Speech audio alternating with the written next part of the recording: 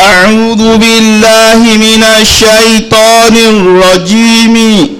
بسم الله الرحمن الرحيم. إن الله لا يغفر أن يشرك به ويغفر ما دون ذلك لمن يشاء ومن يشرك بالله فقد ضل ضلالا بعيدا. إن يدعون من أعوذ بالله من الشيطان الرجيم. بسم الله الرحمن الرحيم. الحمد لله رب العالمين والصلاة والسلام على نبينا محمد وعلى آله وصحبه أجمعين. adúpẹ́ fún Ọlọ́run ọba lágbára, ọba àṣọ, ọba tí ó sọ adé òní tí í ṣe ọjọ́ 21 oṣù Ramadan tí ẹgbẹ̀rún ọdún léríwó ọdún àti ọdún 22 lẹ́yìn ìjírọ̀ ìṣẹ́lá Muhammad sallallahu alaihi wasallam, èyí tó ṣe láti Mẹ́kà Mukarrama lọ sí Madinatul Munawwara. kọ́lọ̀ ní kí a tún jọ pàdé pọ̀ ní òní. ní àná tafsiru àyà tí wọ́n ké fún àyílà ń bá lọ, wọ́n pín ẹbọ sí oríṣi méjì, ṣírkù akbar àti ṣírkù asgar. wọ́n pín gbogbo tí ń jẹ́ ṣírkù ó ní àwọn ìpín mẹ́ta tá a lè gbàgbé ogún pọ̀ mọ́ Ọlọ́run. ìpín àkọ́kọ́ olùṣírkù pẹ̀lú Ọlọ́run fi rububiyyati, níbi ìdí Ọlọ́run bá dẹ́dà rẹ̀, abọ́ ẹ̀dá, darí ẹ̀dá, aláṣẹ lórí ẹ̀dá. wọ́n ti ṣàlàyé yẹn fún alánà. ẹgbẹ́lẹ̀ kejì ni àṣírkù fi uluhiyyati, ìdórogún pọ̀ mọ́ Ọlọ́run, ìpàgàlẹ́ pọ̀ mọ́ Ọlọ́run, níbi uluhiyya Ọlọ́run, níbi kọ́ ẹ pé Ọlọ́run bá nìkan ṣoṣo lọ́tọ̀ láti mọ jọ́sìn fún. kẹ́dà wá yí padà kọ́ máa sin nǹkan míì mọ́ Ọlọ́run, àbí kọ́ máa sin nǹkan míì lẹ́yìn Ọlọ́run, àbí kọ́ máa sin nǹkan míì pẹ̀lú Ọlọ́run tí ń sin lọ́ọ̀ ní sin nǹkan míì. lápẹ́ kédekéjì ẹbọ ni wọ́n ṣàlàyé ẹ̀ fún alánà. wọ́n sọ fún wa pé ló gbajúgbajà jùlọ ní ẹbọ tó ń bẹ látijọ́. ẹbọ pé Ọlọ́run ló dẹ́ẹ̀dá, kọ́sẹ̀ àwọn kèfèrí àná ọ̀gbà bẹ́ẹ̀ wọ́n àtakò, wọ́n gbà pé Ọlọ́run ló dẹ́ẹ̀dá lóòótọ́. Ọlọ́run ní ìran òjò, Ọlọ́run ní ìran ọ̀run, Ọlọ́run ní ìran òṣùpá, lọ́dásímọ̀ lọ́dálẹ̀ lọ́dá àwọn kèfèrí àdúgbà bẹ́ẹ̀. kèfèrí tòní, kèfèrí tó gbóná pọ̀ kèfèrí ni, tí wọ́n sọ pé ẹnìkan bẹ títún ń dẹ́dà yàtọ̀ sọ́lọ́run, tó jẹ́ ìsọkúsọ ẹnu wọn tí ọ̀sẹ́ lómi ti ń dẹ́dà yàtọ̀ sí Ọlọ́run. ẹnbọ́sì lẹ́lómi bẹ ti ń dẹ́dà yàtọ̀ sọ kọ́tọ́ka sí ẹ̀dá tí ń bẹ lórí ilẹ̀ tá a rí, tẹ́lómi ìdá yàtọ̀ sọ́lọ́run kọ́tọ́ka sí Ọlọ́run kò so ní dẹ́dà. kèfèrí tòní wọ́n mú ẹbọ mọ́ uluhiyya Ọlọ́run. àárí àwọn èèyàn kátà pé dípò kan sin lọ́run wọ̀n sí ẹ̀dá tọ́lọ̀ ń dání wọ́n sì bí àwọn tí ń sin Jésù, bí àwọn tí ń sin òrùn, àwọn tí ń sin odò, àwọn tí ń sin òkúta, àwọn tí ń sin irin, àwọn tí ń sin òkè, àwọn tí ń sin àpáta, àwọn tí ń sin òrùn, àwọn tí ń sin òṣùpá, àwọn tí ń sin ìràwọ̀, àwọn tí ń sin àlùjànnú, àwọn tí ń sin àwòrán màláíkà. màláíkà tí wọ́n rí sójú tán yàwòrán rẹ̀ pé màláíkà ni tó sì ń sìn. àwọn tí ń sin ejò àtòrísì nǹkan bẹ́ẹ̀ bẹ́ẹ̀ lọ, olómi ń pè lọ́lọ́sùn àti bẹ́ẹ̀ bẹ́ẹ̀ lọ.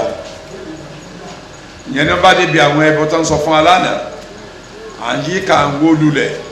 fún bàbá ẹni, fún yẹ ẹni, fún olórí ìlú, fún alágbára kan, ọba kan, aláṣẹ kan, ìjòyè kan tó náà jẹ́ ẹ̀ka nínú ọ̀ràn ẹbọ tá a sọ pé ká pàtì, torí pé tí ó mú àwọn náà Ọlọ́run tó láṣẹ ká fi ilẹ̀. ẹlẹ́ẹ̀kẹta òní àṣírkù fi asma'illahi wa sifatihi, òun ni mú nǹkan mìíràn mọ́ Ọlọ́run bí àwọn orúkọ rẹ̀ àtàwọn ìròyìn rẹ̀. àṣírkù fi asma'illahi wa sifatihi an yaj'ala al-insanu lillahi mathila fima wasafa bihi nafsahu. àáfàá ní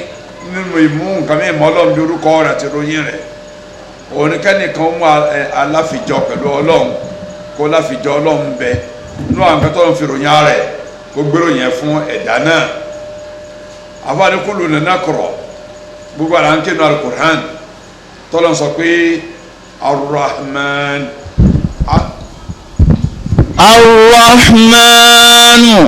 allama al-Qur'an. Ar-Rahman ala al-arshi istawa. ọlọ́ọ̀bá Rahman ní ìlú lọ́fẹ́ tó ń gbúwọ́ sórí ara ṣe nínú sọ́ọ̀tù Taha àyà 5, Quran chapter 20 verse 5. wọ̀lá aṣọ màfòlókùn àdéhìnú àlẹ́ àrùsù tọ́lọ́ sọ pé alàmáṣe sáwà ẹ̀dá tó tóbi lọ ní gbogbo ẹ̀dá tọ́lọ́ ń dáná àlẹ́ àrùsù láyé alámùkọ́tọ̀ ilẹ̀ Allah azza wa jalla ẹnìkan ọ̀gbọ́n bá làá ṣiṣẹ́ tó àfihàn náà bá gangan fún ẹ̀ tó dáa ló máa bó ṣe tó nítorí pé wọ́n wá nínú hadith tí a lè rẹ̀ sọ pé an-samawati as-sab'a wal-ardina as-sab'a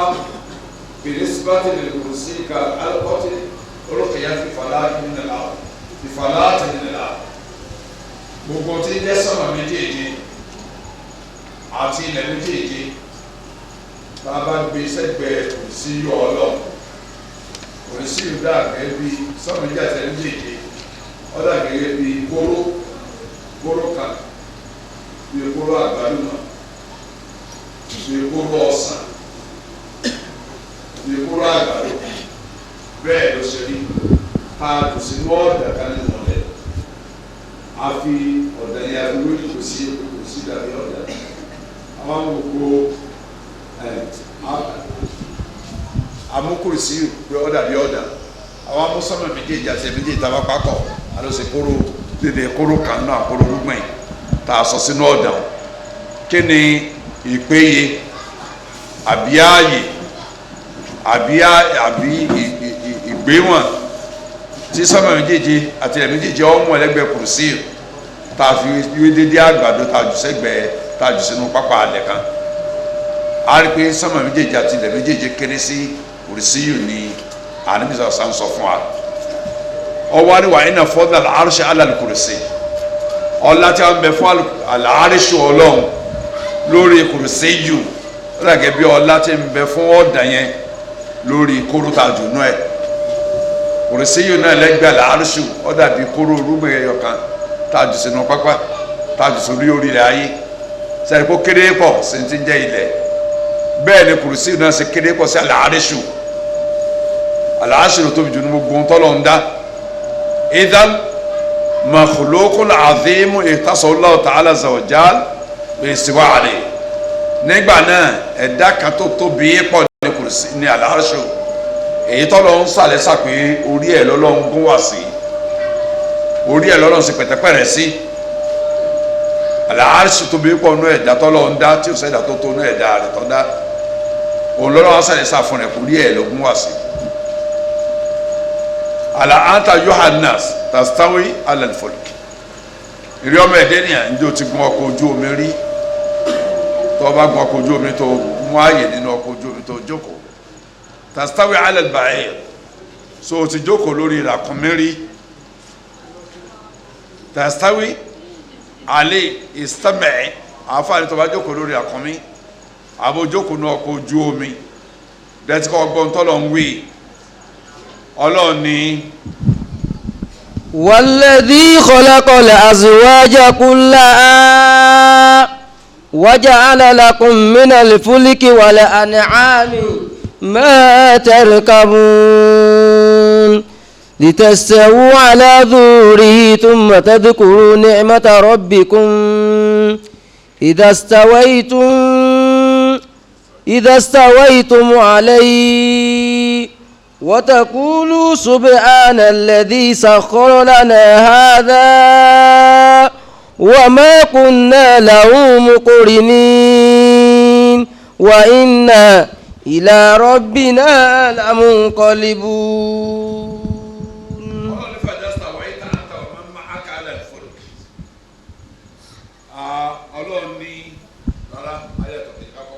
والذي خلق الأزواج كلها mo dá gbogbo nǹkan pátá ní akọlábo níranníran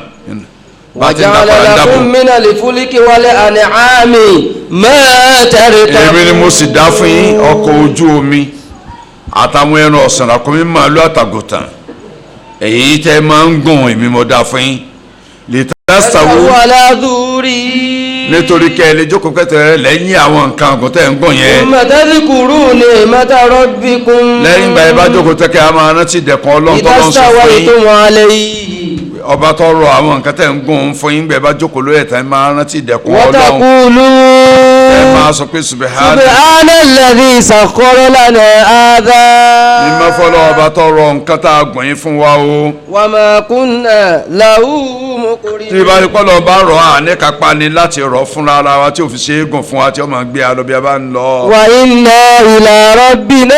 lamunqalibun. àti dájú gbogbo apáta là á padà sọ́dọ̀ Ọlọ́run ọba wa ọ̀dọ̀ Ọlọ́run là ń padà lọ. ti sọ́ọ̀tù Zukhruf àyá kejì àti kẹtàlá Surah 43 verse 12 and 13. lẹ́yìn ìgbà náà lọ́run tún mọ àyà mi wà ń gbà tí sọ̀rọ̀ níbi Nuhu alayhi salatu wassalam.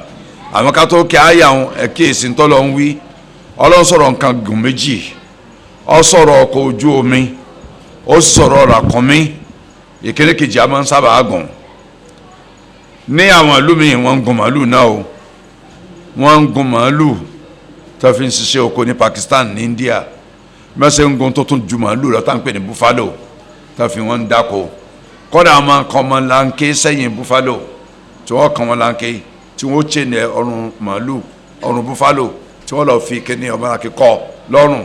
tó pé ní ọmọ gbé lọ bí ẹ́ńjì tí ń gbé bọ́dí ọkọ̀ rìn táwọn èrò bíi mẹ́tàlá mẹ́ẹ̀ẹ́dógún tí wọ́n jókòó nínú kíní tá kàsẹ́yìn tí buffalo máa gbé lọ ẹni tó sì ní buffalo jókòó sórí ẹ̀ ń tiẹ̀ yọ máa ń nà ní kóbókó yọ máa chelo pé nílẹ̀ mọ́ lọ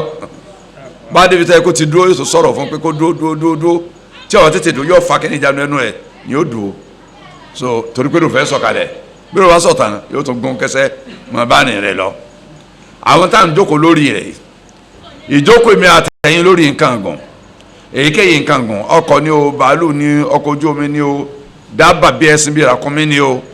ìjókòó mi àtẹ̀yìn lórí ntaagun kò dàbí ìjókòó Ọlọ́run lórí àláràṣe ntẹ́fẹ́ sọ fún anáà nù torí pé lẹ́sà kàmítẹ̀ ṣẹ̀ wà wọ́n sẹ́mi ọ̀bàṣẹ́ nǹkan kan dàbí Ọlọ́run bìlẹ̀ pé ìjókòó rẹ̀ ìṣepẹ̀tẹ́pẹ̀ rẹ̀ lórí nǹkan gan àdàbí tẹ̀dá kọjọ́ ti ẹ̀dá kankan yẹn lọ́lọ́run tó fi mú wa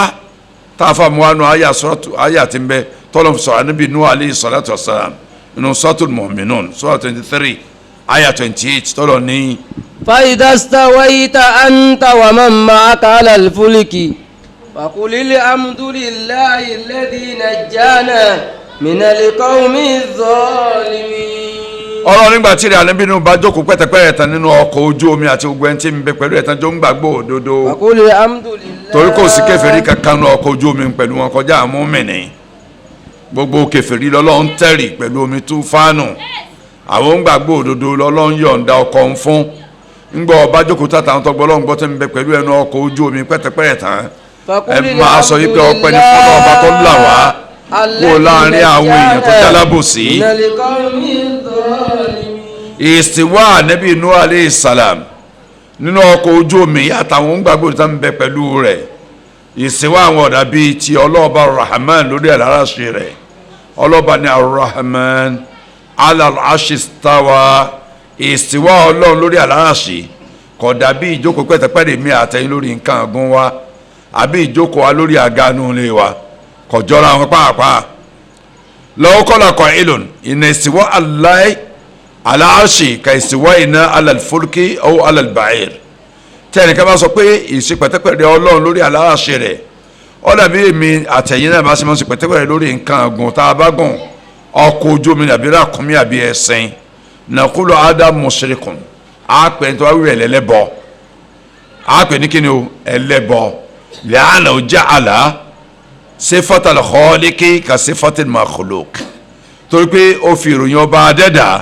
ó fi wé ìròyìn ẹ̀dá tọ́lọ̀ ń dá ìròyìn ọlọ́run jọmọ́tẹ̀ dá rẹ̀ faja'ala lillahi ta'ala sharikan fi sifa ayẹ́pọ̀ mú orogún fún ọlọ́run nínú ìròyìn ọlọ́run ìròyìn ọlọ́run istiwa ala al-arsh ìsìwá rẹ̀ lórí àlàáṣì yàtọ̀ sí tèmi àtẹ̀yìn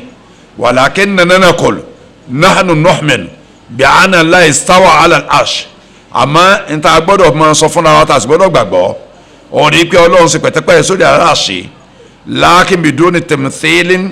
ṣùgbọ́n kò ṣeé fi wé tẹnikẹ́ni kò láfijọ́ biduni tamthilin la mathila li siwahi kò sí àfijọ́ sí fún ìsìpẹ̀tẹ́pẹ́ rẹ̀ ọlọ́run lórí àlàáṣì rẹ̀ kàmọ́lá mathila li dhati azza wa jal bí ó ṣe sí àfijọ́ fún pàápàá ọlọ́run ọlọ́ọ̀jọ́ ẹ̀dá kàkà kọjọ yẹn kọjọ mọ̀lẹ́kà kọjọ àlùjànú kọjọ òkè kọjọ ilẹ̀ kọjọ sánmà kọjọ gbákọjáwó ọlọ́ọ̀ba aṣọ ni ní pàápàá rẹ̀ aṣọ náà níbi ìròyìn rẹ̀ wa kada baqiyatu sifat bẹ́ẹ̀ ni gbogbo àwọn ìròyìn ọlọ́run tó kù pátá ìròyìn ọjọ́ ìròyìn ẹ̀dá kankan náà ìròyìn ẹ̀dá idhan man athbata sifati ma tamthil fahuwa mushrikun nígbà náà ẹnikẹ́ni tó gbà pé àwọn ìròyìn ń bẹ fún ọlọ́run àmọ́ á ṣe àfijọ́ pẹ̀lú ẹ̀ ó ṣe ìròyìn ọlọ́run fijọ́ ti ẹ̀dá kankan fahuwa mushrikun ẹlẹ́bọ ló ń tọ̀hún kì í sún gbàgbọ́ òdodo li'anna sharaka bayna al-khaliq wal-makhluq fi sifat torí pé ó fi akẹgbẹ́ fún ọlọ́run láàrin ẹ̀dá àti ọba adẹ́dà ó fi ìròyìn tí ó fi sọpọ́ lọ́n jọ ẹ̀dá ó fi fún ọlọ́run lákìmọ́ takulu ẹ̀fíìmọ̀n náfà hakíkọ́tà sifat ayakun mọ̀tìlan ṣùgbọ́n tá a bá béèrè pé àwọn tó sọ pé gbogbo ìròyìn tọ́lọ́run sọ pé ó níhun tó bá lọ́lọ́ òní gan kọ́ sáà sọ pé mọ̀tìlù làwọn náà àfi ọlọ́run jọ ẹ̀dá ni wọ́n àbí ọ̀jọ́ قال شيخ الإسلام ابن تيمية رحمه الله تعالى كل معاطل ممثل كل من عطل فقد مثل شيخ الإسلام ابن تيمية لهم بقى كمان وانا كل معاطل ممثل معاطل لأن تقولوا نوع رجل تقولون في رجال على nínú Al-Qur'an Al-Karim Ọlọ́run fi ọwọ́ méjì ìròyìn ara rẹ̀ bal yadahu mabsutani yunfiqu kayfa yasha Ọlọ́run fi ọwọ́ méjì ìròyìn ara rẹ̀ ìròyìn ọwọ́ méjì ọjọ́ ọwọ́ tẹ̀dá kankan gbogbo ẹ̀dá tọ́lọ́run dá ẹ̀ ń bá lọ́lọ́ ní ọwọ́ òǹtọ̀ ti di mumathilu kì í ṣe mu'attilu lásán mumathilu ní pàápàá olùfi Ọlọ́run wí ẹ̀dá ní òǹtọ̀ náà ọ̀fọ̀lọ́run wí ẹ̀dá náà Ọlọ́run sọ̀rọ̀ ojú ìsìnà ìfúrúkà bí ààyónìnà máa ṣe ọkọ̀ ojú omi lábẹ́ rírí èmi Ọlọ́run ọba tọ́lọ̀ ojú èmi Ọlọ́run máa wọ́n gbọ́ ọba ń ṣe wọ́n wáyìnà á sì máa ṣe ìtọ́sọ́nà fún revelation wọ́n máa bọ́ bó ṣe kàn wala tukhatibni fi alladhina zalamu má bá mi sọ̀rọ̀ mọ́ lórí àwọn tó ń ṣe kèfèrí sí mi o tó ń ṣàbòsí o innahum mughraqun Ọlọ́run á tẹ̀ wọ́n rí sínú omi so Ọlọ́run tọ́lá ìga fi ojú ròyìn rẹ̀ tẹ́lẹ̀ kaba lọ́lọ́run lójú mumathilu ló ń tọ̀ náà mu'attilu ni mumathilu ni méjèèjì ń bẹ lára rẹ̀ Ibn Taymiyyah rahimahullah ta'ala ó ní gbogbo ẹ̀ ń bá ní Ọlọ́run ní ròyìn tọ́lọ́run fi ròyìn ara rẹ̀ ó ń tọ̀ fún kọ́dùmọ́sálà ó ti fi Ọlọ́run wí ẹ̀dá nù alẹ́dì yunkiru sifat huwa munkirun ẹ̀ ń bá sọ pé àwọn ròyìn tọ́lọ́run náà ní Ọlọ́run ò ní munkiru lápẹ̀ ń tó takò ròyìn Ọlọ́run wà mumathil sọ pé mumathilu ní at the same time ó sì fi Ọlọ́run wí ẹ̀dá nù àfààní kọ́dí yakulu qahilun ṣùgbọ́n sọ̀rọ̀ kan lè sọ pé kayfa yakunu munkiran mumathilan ọ̀nà wo lẹ́nu tó sọ pé Ọlọ́run ní ròyìn tó lóun ní láàfin sọ pé mumathilu tó ní pé ó fi Ọlọ́run ju ẹ̀dá nù àfààní àná tamthila ithbatu wal inkar torí tá a bá fẹ́ fi Ọlọ́run wí ẹ̀dá nǹkan méjì lè yín ó ṣe pọ̀ èyí ó ti ithbat á establish pé nǹkan kan bẹ fún Ọlọ́run lẹ́yìn gba náà a ṣe nkar a wà negate a sọ pé kò sí nǹkan yẹn fọlọ́n nǹkan báyìí ò sí fún un so nafiu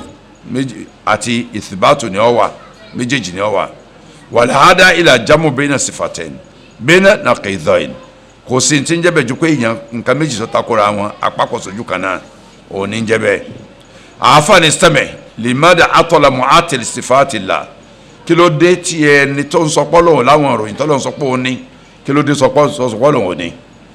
lẹ́ànà ìtakọ̀dà àna ìsìbáàtà yẹtẹ́símù tẹ̀mfẹ́l torí pé ó dì sínú ọkàn wà nù gbàgbọ́ rẹ̀ wípé tá a bẹ sọpọ́ lọ níròyìn Ọlọ́run lọ́wọ́ Ọlọ́run lójú Ọlọ́run lẹ́sẹ̀ Ọlọ́run níkẹ́nìkan ajẹ́pẹ́ òun fẹ́ fi rìn ẹ̀fọ́ Ọlọ́run pé irun ta ní Ọlọ́run náà ni ó fẹ́ fi afẹ́fọ́ Ọlọ́run wé ẹ̀dánù tó rẹ̀ sì fẹ́ sákò ń bi kásọpọ́ lọ ní àwọn ìròyìn tó Ọlọ́run náà ni so ntọ́wẹ́ ṣeun nǹkan méjì ni ó pàdé pọ̀ ana lọ athbatu sifa idan athbatu tamthil ó tó ń bá ìfèròyìn rẹ̀ fọlọ́n pé mẹ́fọ́lọ́n òun ti fi àfijọ́ òun fi nẹ̀fọ́lọ́n idan yejiba an onkira hakikota sifa àyípé dandan ni gbogbo tí jẹ́ pàápàá ìròyìn tọ́lọ́mà ìròyìn ara rẹ̀ àbájúṣe ọlọ́run fi ròyìn ẹ̀ kí n sọ pọ́lọ́n ò ní ìròyìn o nítorí kí ni o lè ó sì máa mina tamthil kí n bá a líla kó nínú kí n fi ọlọ́run wé ẹ̀dá famathala awalan wa atọ́la thaniyan àfijọ́ lọ́kọ́kọ́ ṣẹlẹ̀ ọ̀dọ́ rẹ̀ kó tó kò mí pé ọlọ́run níròyìn kankan kó tó bọ́ síbi tààtẹ́ẹ̀lì mo rò pé agbó yé dáadáa àfààní tá a bá sọ pé inna Allaha la yaghfiru an yushraka bihi àyà tá n kéwọn tá a bá ní yashmulu shirka al-asghar alóko ẹbọ kékeré sínú aljawab àfààní ikhtalafa fi dhalika ahlul ilm àwọn onímọ̀ ṣe fanfa lórí ẹbọ tí ń bẹ bí gbólò yẹn faman qala yashmulu kulla shirkin ọmọ náà fata ni gbogbo tí ń jẹ́ náà ẹbọ pátá òun ni àyà tá n tún kó sínú walau kana asgar kọ́dà bá àjẹbọ kékeré kala halfi bi ghayrillah bí ká máa fi nǹkan mi ìbúra yàtọ̀ sọ́lọ́hún fa inna Allaha la yaghfiruhu dájájọ́ lọ́wọ́ ní forí ẹ̀jìyàn wa amma binisbati li kaba'iri dhunub àmọ́ tá a bá fẹ́ sọ̀rọ̀ àwọn ẹ̀ṣẹ̀ ńláńlá kal khamri wa zina gẹ́gẹ́ bí ọtí mímu àtàwọn nǹkan mi ti máa ń pààyàn àti zina ṣíṣe fa inna tahta mashi'a insha Allah ghafara wa insha hadha biha bọ́lọ̀ ń bá fẹ́ yóò forí ẹ̀jẹ̀ ní tó bá fẹ́ bọ́lọ̀ ń bá sì fẹ́ yóò jẹ́ ní tó bá fẹ́ níjà lórí ẹ̀ wa Sheikhul Islam ikhtalafa kalamuhu àáfà Ibn Taymiyyah lọ́nba akẹ́wọ̀n méjì lọ́rọ́ máa ń pín sí lórí tá a dé yìí famaratan qala nígbà mi wà ní ashirku la yaghfirullah walau kana asgar wọn lè bọ Ọlọ́run ní forí ẹ̀jẹ̀ yẹn kọ́dà bó sí kékeré lẹ́ bọ̀ ọ̀hún àfi tó ń tọ̀ ń bá túbà nù wa maratan qala alladhi la yaghfirullah wa shirku akbar ìgbà míì wọ́n ní tọ́lọ́run ní forí ẹ̀jẹ̀ yẹn ò ní ẹbọ ńlá sófin yìí pé nígbà míì wọ́n kó pọ̀ àtẹ̀bọ́ náà àtẹ̀bọ́ kéke o ẹ̀ ń bá ṣe Ọlọ́run ní forí ẹ̀jẹ̀ àfi tó bá túbà ń bẹ̀ ìgbà míì wọ́n tún yà wọ́n ní ẹbọ ńlá nìkan lọ́lọ́run forí ẹ̀jẹ̀ yẹn ní òní forí ẹ̀jẹ̀ yẹn àtẹ̀yìn bá túbà àwọn ẹbọ kéékèèké yóò forí ẹ̀jẹ̀ yẹn so méjì lọ́wọ́ ń pín sí wala kulli halin yajibu al-hadar min ash-shirki mutlaqa nítorí ọjẹ́ nu méjèèjì ń ọ̀ràn yẹn dandan gbọ̀n lọ́jọ́ fẹ́mi àtẹ̀ ń ká sọ̀rọ̀ fún ẹbọ gbogbo tí ń jẹ́ ẹbọ ká sọ̀rọ̀ fún un li'anna al-umuma yahtamilu an yakuna dakhilan fi al-asghar nítorí pé ọ̀rọ̀ gbogbo Ọlọ́run sọ tọ́rọ̀ bá sì ti Ọlọ́run gbogbo báwọn ẹbọ kékeré náà ó kó sábẹ́ rẹ̀ pé àti ńlá àti kékeré lọ́lọ́run wí torí pé Ọlọ́run pé an yushraka bihi an wa ma ba'dahu fi ta'wil masdar takdhiru ishrakan bihi inna Allaha la yaghfiru ishraka bihi Ọlọ́run ní foríjì ká máa mú nǹkan mìíràn fọwọ́ nàkìrà tó ń fi siyaq an-nafi nàkìrà nù tó wà wájú negation lẹ́yìn la fatufidu al-umum yóò máa ṣiṣẹ́ gbogbogbò ẹbọ ńlá ẹbọ kékeré Ọlọ́run ní forí ẹ̀jẹ̀ ní bá ń ṣẹ̀ láyé kó túbà lọ sọ́dọ̀ Ọlọ́run yóò kó sínú torí ìdí eléyìí kémi àtẹ̀yìn ọ̀sọ́ra fún ẹbọ kọ́lọ́mọṣẹ́ alẹ́lẹ́bọ kọ́mọjà ṣe ẹbọ kúrò láyé gbogbo ẹni tó ti ṣẹbọ rí Ọlọ́run jẹ́ kólúkà kò lè túbà kò ń bẹ̀ ká padà sórí ìsìláàmù ní tawhid pọ̀nbélé tá a ní mú nǹkan mìíràn mọ́ Ọlọ́run kọ́lọ́njà àbá pàdé rí lálùkìyàmà kọ́lá la hawla wala quwwata illa billahi al-azim ọ̀ya. إن يدعون من دونه إلا إناثا وإن يدعون إلا شيطانا مريدا لعنه الله وقال لأتخذن من عبادك نصيبا مفروضا ولأضلنهم ولأمنينهم ولآمرنهم فليبتكن آذان الأنعام ولآمرنهم فليغيرن خلق الله ومن يتخذ الشيطان وليا من دون الله فقد خسر خسرانا مبينا. Ọlọ́run kọ́ láwọn bẹ́ẹ̀ Ọlọ́run ní in yad'una min dunihi illa inatha Ọlọ́run ní wọn ọmọ jọ́sẹ̀ fún òun kankan lẹ́yìn wọn Ọlọ́run kọjá òòṣà ní inatha òòṣà ni wọ́n ń sìn àwọn tí ń sìn nǹkan mìíràn sọ́lọ́run Ọlọ́run lóòṣà wọ́n ń sìn ìbá jẹ́ pé Jésù nìyẹn ń sìn olóòṣà ló ń tọ́ òòṣà ní ń sìn ìbàjẹ́ Ezra ní sìn Uzeru ní sìn tọ́lọ̀ ń sọnù sọ́tù tọ́ba táwọn yàtí sọ pé Uzeru bùnú la táwọn Nasara náà sọ pé Alimọ́sí bùnú la òòṣà ni wọ́n ń sìn ẹni tí ń sin odò òòṣà ní sìn ẹni tí ń sin igi òòṣà ní sìn ẹni tí ń sin òrùn òòṣà ní ń sìn, ẹni tí ń sin àlùjànnú òòṣà ní ń sìn, ẹni tí ń sin ejò òòṣà ní ń sìn. wa in yad'una illa shaytanan marida. wọn ò sì máa ké pe nǹkan kakọ Jésù, èṣù tó ti módì tó ń yapa Ọlọ́run ọba adẹ́dà tó gbẹ́rùgbọ́n rí sọ́lọ́run, òun ni wọ́n ń ké pè. gbogbo ẹ̀ bá ti ń pè nǹkan mí yàtọ̀ sọ́lọ́run èṣù ní ń pè, ẹ̀ máa ń sìn nǹkan mí yàtọ̀ sọ́lọ́run òòṣà ní ń sìn, èṣù ní ń pè. la'anahullah. àyà yìí ká lọ kíyèsí dáadáa. gbogbo ànúwálé ìbádà méjèèjì, ìbádà ti dua masala ni o àti dua ìbádà ni o, à ń pè ni o, à ń jọ́sìn ni o, ẹ̀ bá ti ṣẹlẹ̀ lọ́dọ̀ nǹkan mi yàtọ̀ sọ́lọ́run olóòṣà ni.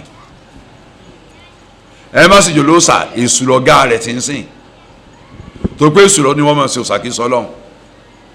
lọ́lọ́run sọ pé òòṣà ni wọ́n ń sìn lẹ́yìn wọn Ọlọ́run. wọn ò sì pín wọn pé ẹnìkan àwọn jọ́sìn ẹnìkan kọjá èṣù.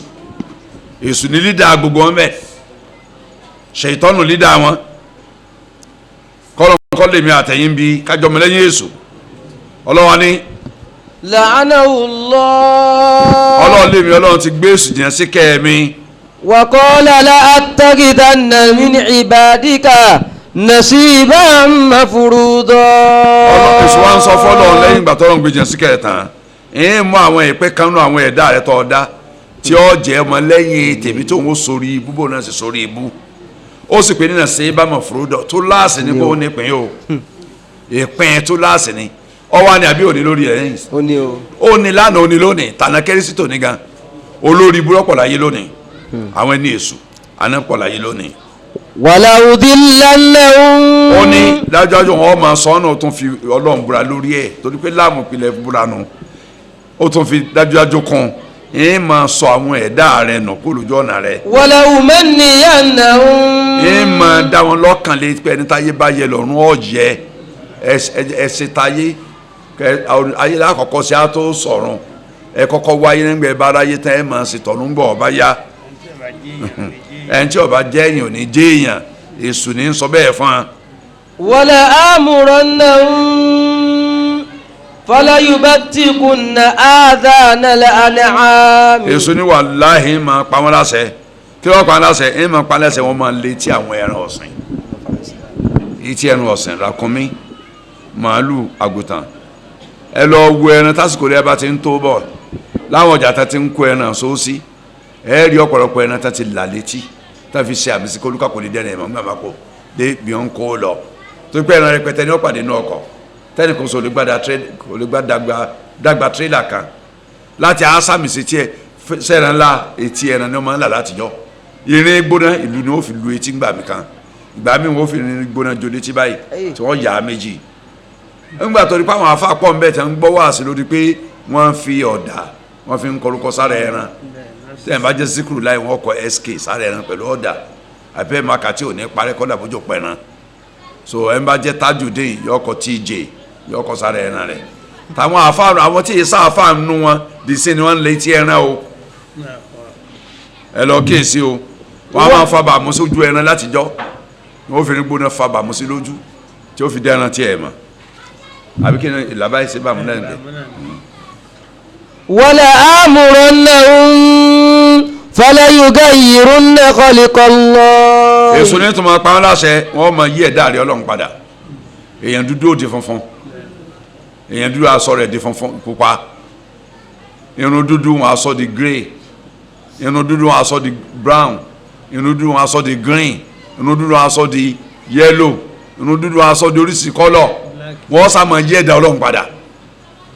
wọ́n máa yí padà kó ní bọ́lọ́run ṣe dá wọn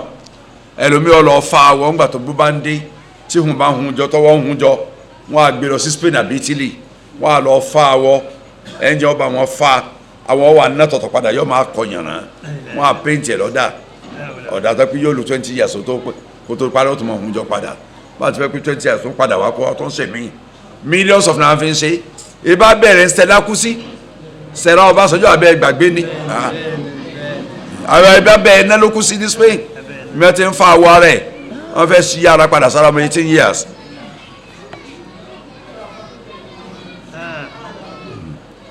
ọlọ́run ní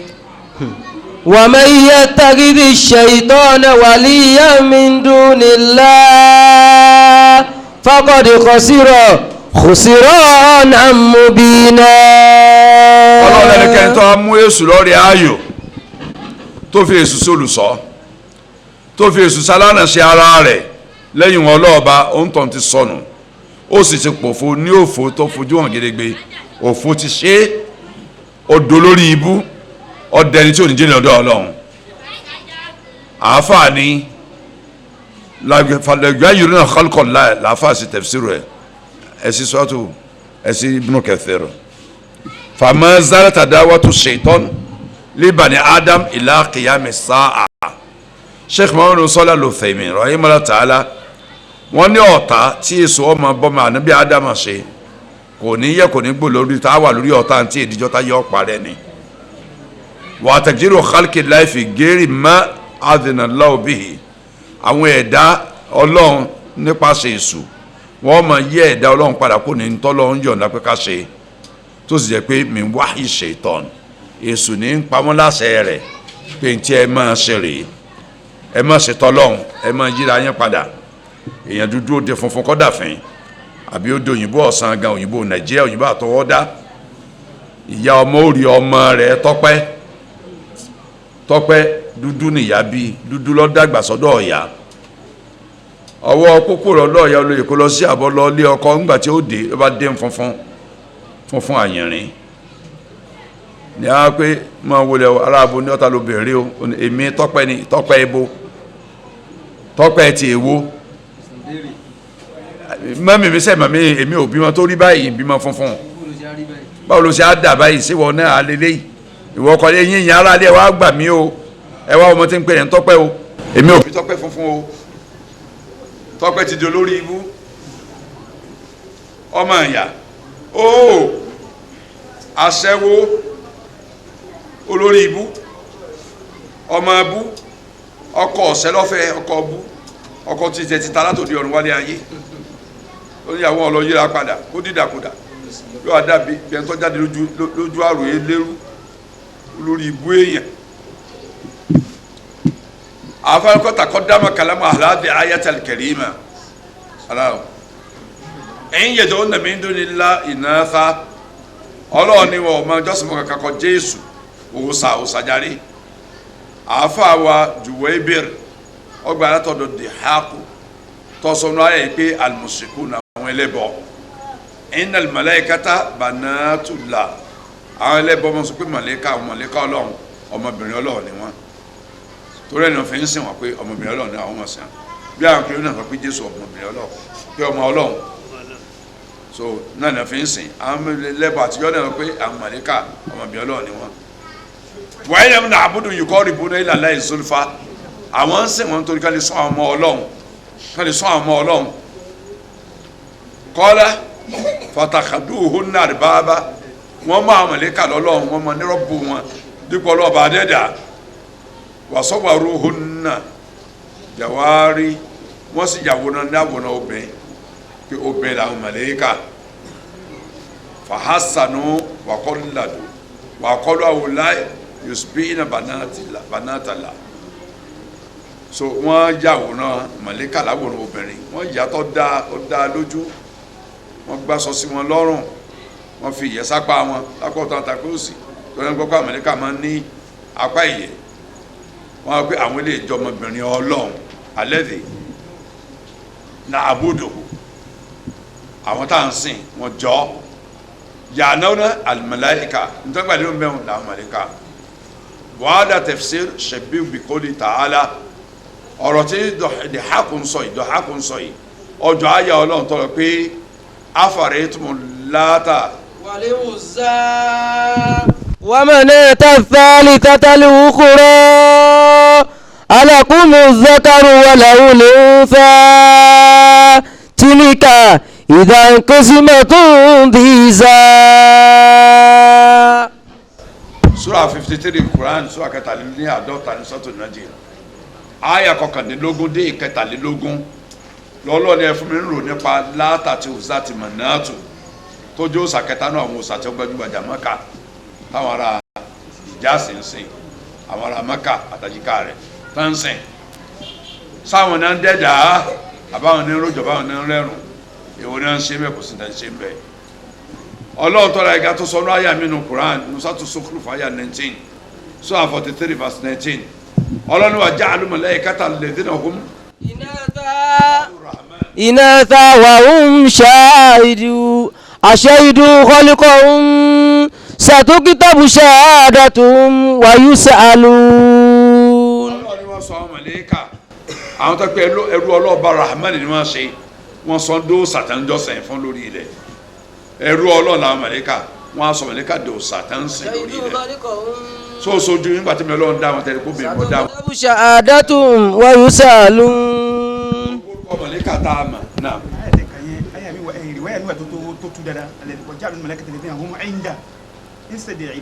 bẹ́ẹ̀ni kò sẹ́yìn kankan ọyọrí sí kankan náà lọ́dọ̀ àwọn kèfèrí wọ́n ní ọmọbìnrin Ọlọ́run màláíkà Ọlọ́run ní ṣe dídá wọn sójú yín tábà ní Jibrilu sọ́jọ́bìn tábà ní Mikailu sọ́jọ́bìn dáhùn ni wọ́n ní Israfilu sọ́jọ́bìn nínú Bíbélì Gabriel mẹ́rin àbí òsì mẹ́rin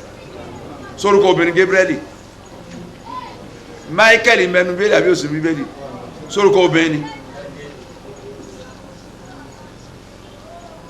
pé sọkúsọ náà ń sọ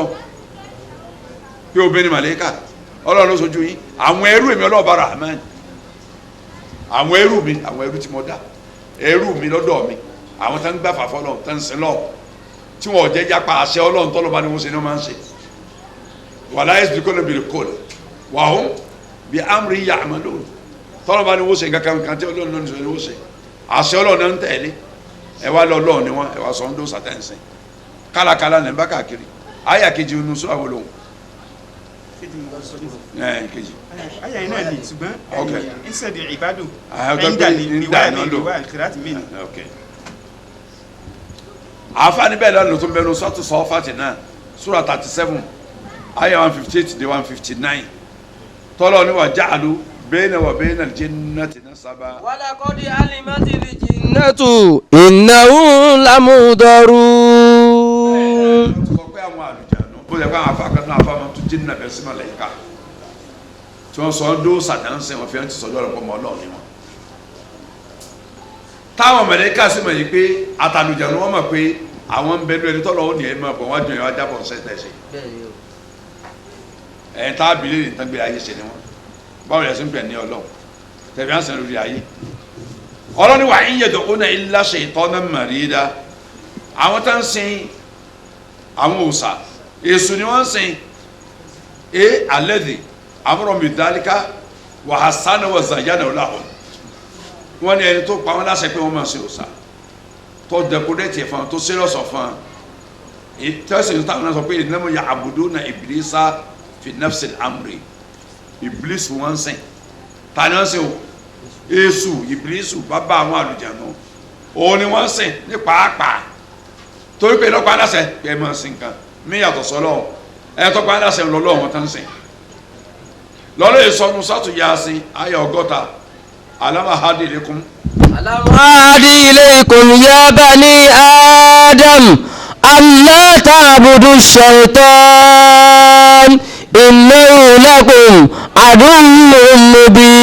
مبين وأن اعبدوني هذا صراط مستقيم. ọlọ́run ṣe mi wá ti pa yín láṣẹ yan ọmọ ànábì ádámà pé ẹ má sìn èṣù ni ọ̀tá tó fojú hàn gedegbe fún yín ni èṣù jẹ́ fún yín mo sọ fún yín pé mi Ọlọ́run nìkan ni ẹ máa sìn kẹ́ẹ̀sìn mi nìkan lè sìn tọ́tọ́ lójú ọ̀nà tọ́tọ́ tààrà kílẹ̀ wá lọ́dọ̀ èṣù tẹ́ fi lọ sí èṣù tẹ́ ń sìn kàmí yàtọ̀ sọ́lọ́run Ọlọ́run tó sọ nínú àyà mi nípa àwọn màláíkà wípé annahum yaquluna yawmal qiyamati anil mushrikin alladhina iddahu ibadatan fid dunya tó àwọn màláíkà ọmọ sọ́njọ́ ọ̀dájọ́ nígbà tí àwọn ẹlẹ́bọ bá déwájú Ọlọ́run àwọn ẹlẹ́bọ tó pé màláíkà làwọn ń sìn láyé pé àwọn obìnrin Ọlọ́run làwọn ń sìn táwọn ẹlẹ́ka máa sọ fún ọ tó adijọ́ ọ̀dájọ́ wájú Ọlọ́run pé balikanu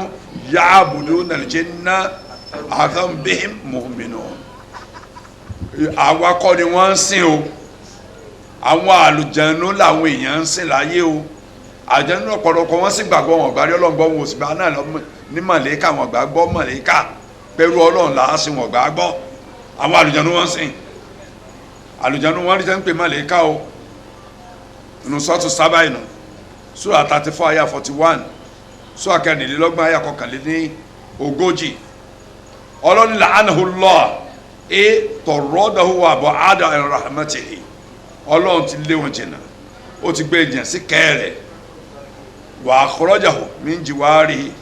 ọlọ́run ti lé sùkú nítòsí rẹ̀ ìbírísù ó ti mú kó nítòsí ibi tọ́wà tẹ́lẹ̀ nítòsí ọlọ́run òun lọ́wọ́ sọ pé la'takhidanna min ibadika nasiban mafruda mu'abbadan yẹn pé òun ó mú àwọn kan nínú àwọn ẹ̀dá rẹ̀ tó dánú ọmọ nàbí ádámà wọn ó mọ ní mu'ayyina ẹni tí ó di olùrànlọ́wọ́ lọ́wọ́ lórí iṣẹ́ bí òun ẹ máa gbọ́n tí wí dáadáa o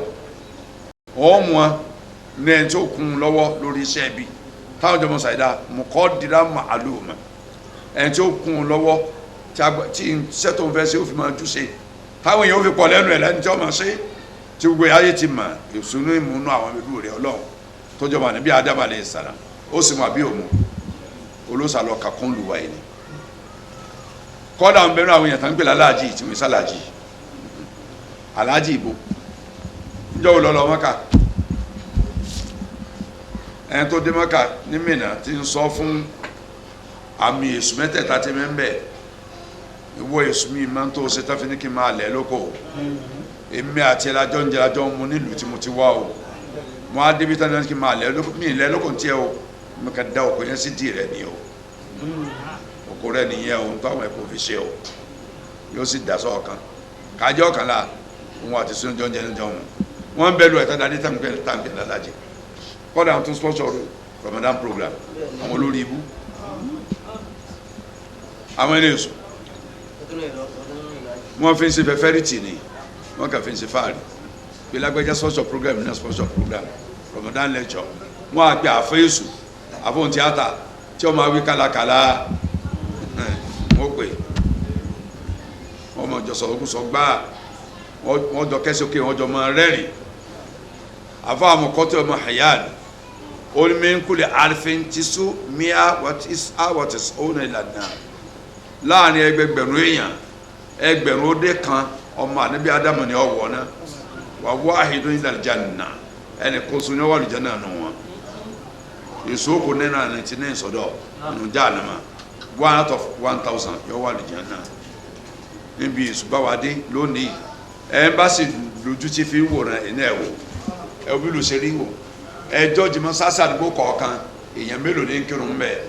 ẹ wá ka population mùsùlùmí tí mi ládùúgbò ẹ ti pé 99 ó ti wà nù náà tó sọ táwọn náà fojú rí báyìí ẹbí yóò sì lásìkò nìkan láti ìmọ̀ torí ẹlòmíì lè máa sì tọ́lọ́ lọ tí ó do lórí ó tó kú ọlọ́run jọ sẹ̀ sí wa ẹlòmíì sì máa sì tẹ̀sùn lọ tí ó do lórí ó tó kú ọlọ́run jẹ́ apádà ẹ̀yìn lẹ́yìn tọ́lọ́run ti fọdọ̀ mọ́ wa wàlá àbúrò àná wàlúbà tí kú nà àdánà lè hàm lára àbúrò tó ẹ lára o mọ̀nìyá nà hùm lélẹ́ yìí o làkọ́kọ́ dé ẹ̀ máa ṣe ìbàjẹ́ lọ́sọ̀ fún wa ìbàjẹ́ ẹ̀ máa ṣe lọ́sọ̀ fún wa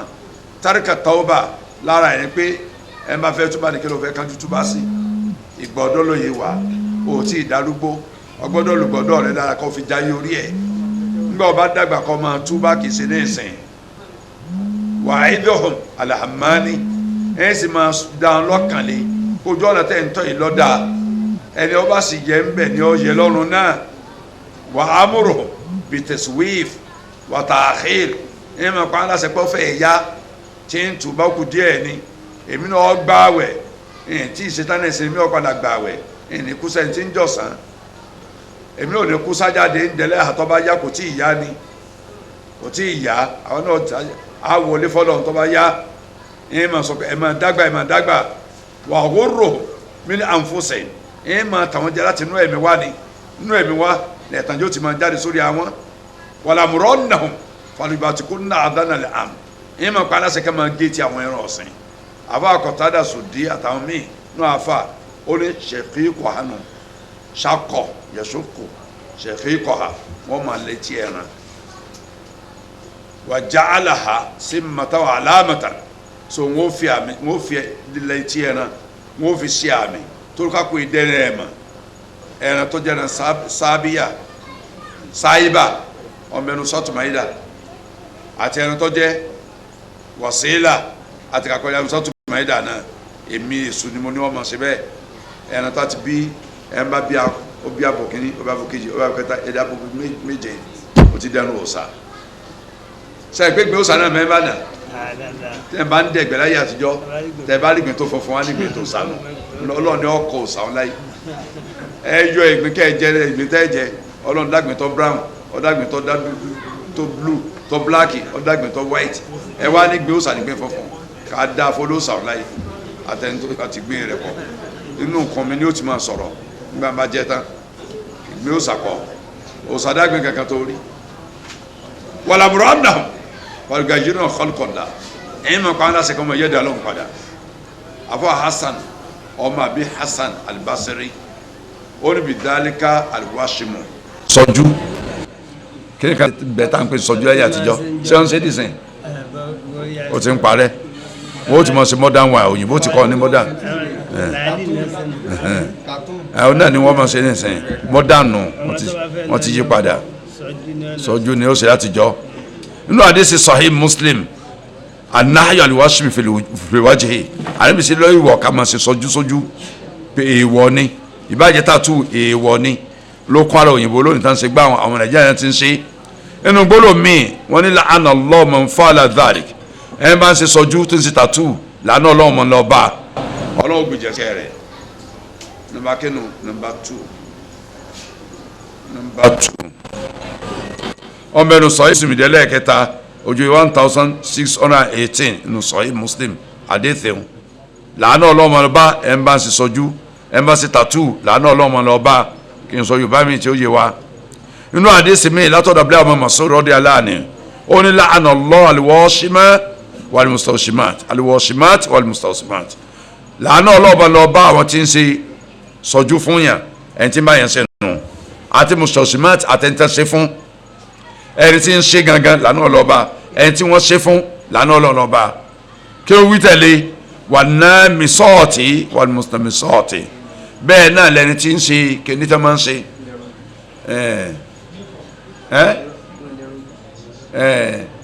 olóko tẹ́ ń pè omijé kọ́ ilẹ̀ irun ojú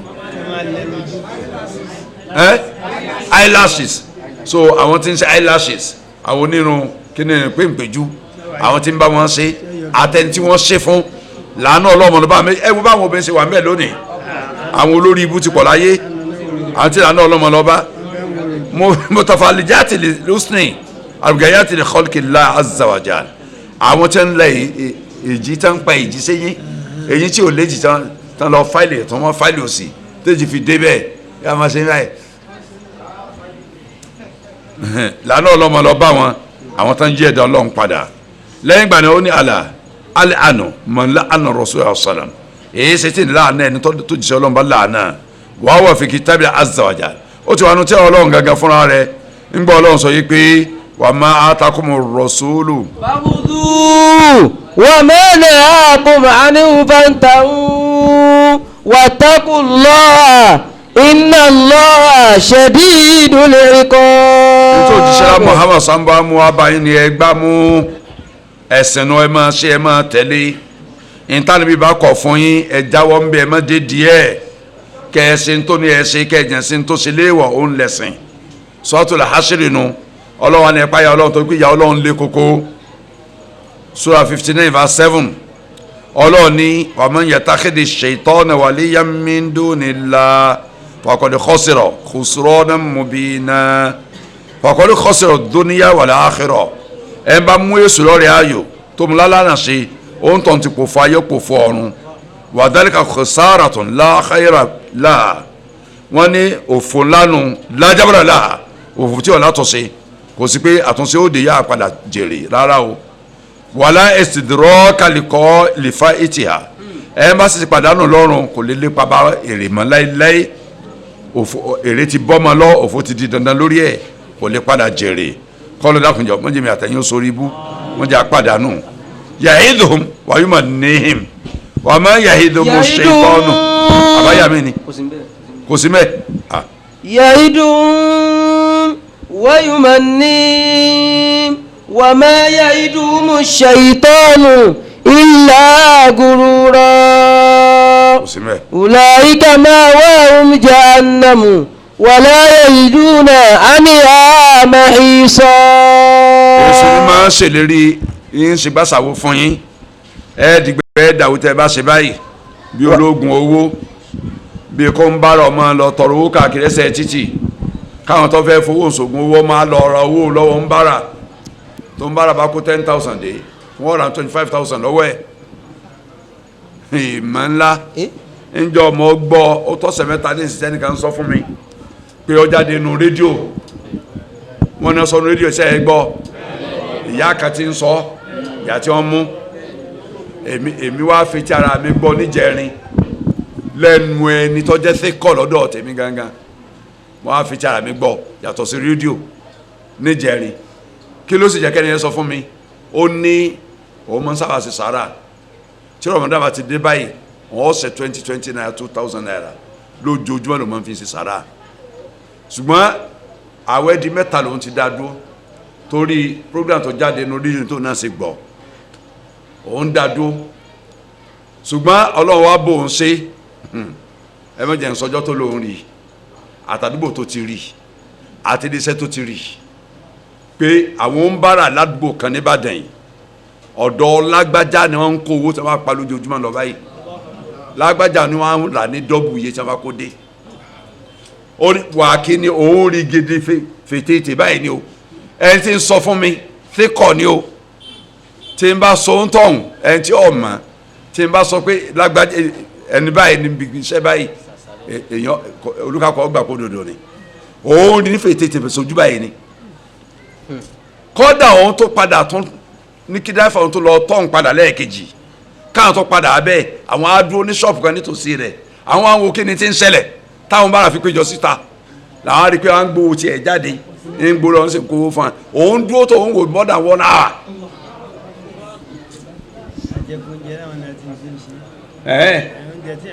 wọ́n lọ́ọ́ jẹ tí a bá jẹ kú wọn náà fi ń ṣe.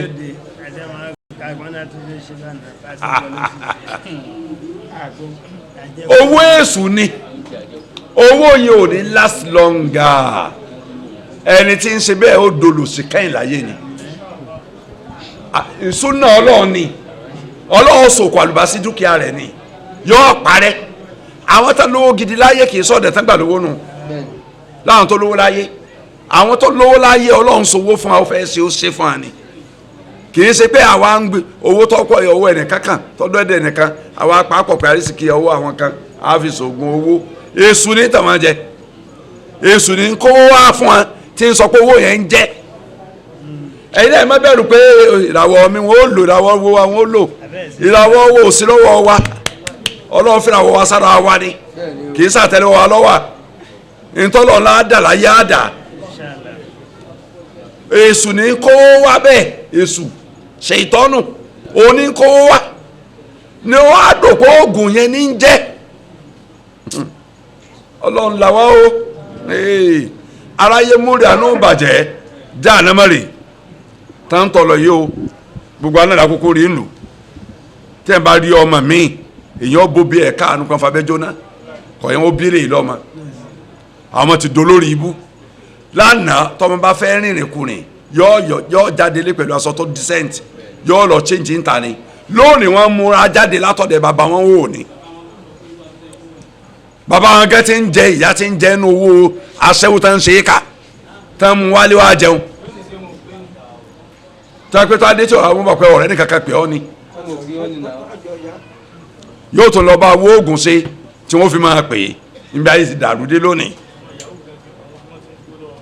ọ̀dà báwọn wọn ò ríran wò yẹ̀yìn ló ń wọ̀ yúmọ̀ ní ọlọ́ọ̀ ni wọ́n èso ọmọ dáhùn yẹn lọ́kàn lé wọ́n máa ṣèlérí tí ò ní ṣe fún wa wọ́n máa yẹ ìdúró ṣèyítọ́nù ìlà gùrùrọ̀. ọlọ́ọ̀ ni kò sí ìlérí tẹ̀sùn ṣe fún ju ẹ̀tàn lọ ẹ̀tàn ni ó yọrí sí ada ikhbaru anil waqi. ulaika ma'wahum jahannam. àwọn tọrọ wọn bá rí bẹ́ẹ̀ jahannama ni ó jẹ́ ibùdádé sí wọn. wala yajiduna anha mahisa. wọn ò ní rí tí ó là wọn kò nínú jahannama wíwọ̀ o. àwọn tọrọ wọn bá rí bá wọn wọ ní jahannama ni ó dárídé sí nílé wọn lálùkẹ́ àmà wọn ò sì ní rí tí ó sọ kó ń bẹ́ẹ̀ tí wọn fi ní wọ náà. ìyẹn làwọn afáà ń sọ fún ayé pé wà kéé ni n ti ń ṣẹlẹ̀ ni pé èṣù máa ń promise irọ́ lánàá ṣètọ́nà ya'idu awliyahu àwọn ọ̀rẹ́ ayò rẹ̀ yóò mọ̀ ṣèlérí fún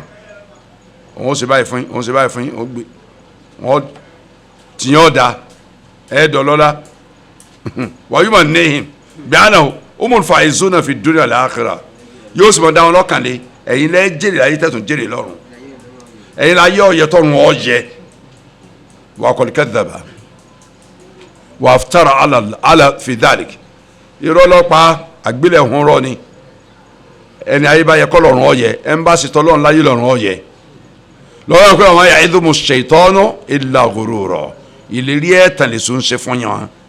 gẹ́gbọ́n lọ́wọ́ sì sọ nínú àyà mi gbà tí sọ̀rọ̀ iblis lẹ́wọ̀n mahad ń gbọ́dọ̀ díjọ́ ọ̀dàjọ́ nínú sátú Ibrahim àyà 22 wa qala shaytanu lamma qudiya al-amr. inna Allaha wa'adakum wa'dal haqq wa wa'adtukum fa aghlabtukum wa ma kana li alaykum min sultan illa an da'awtukum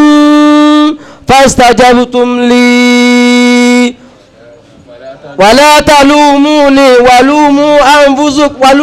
anfusakum ma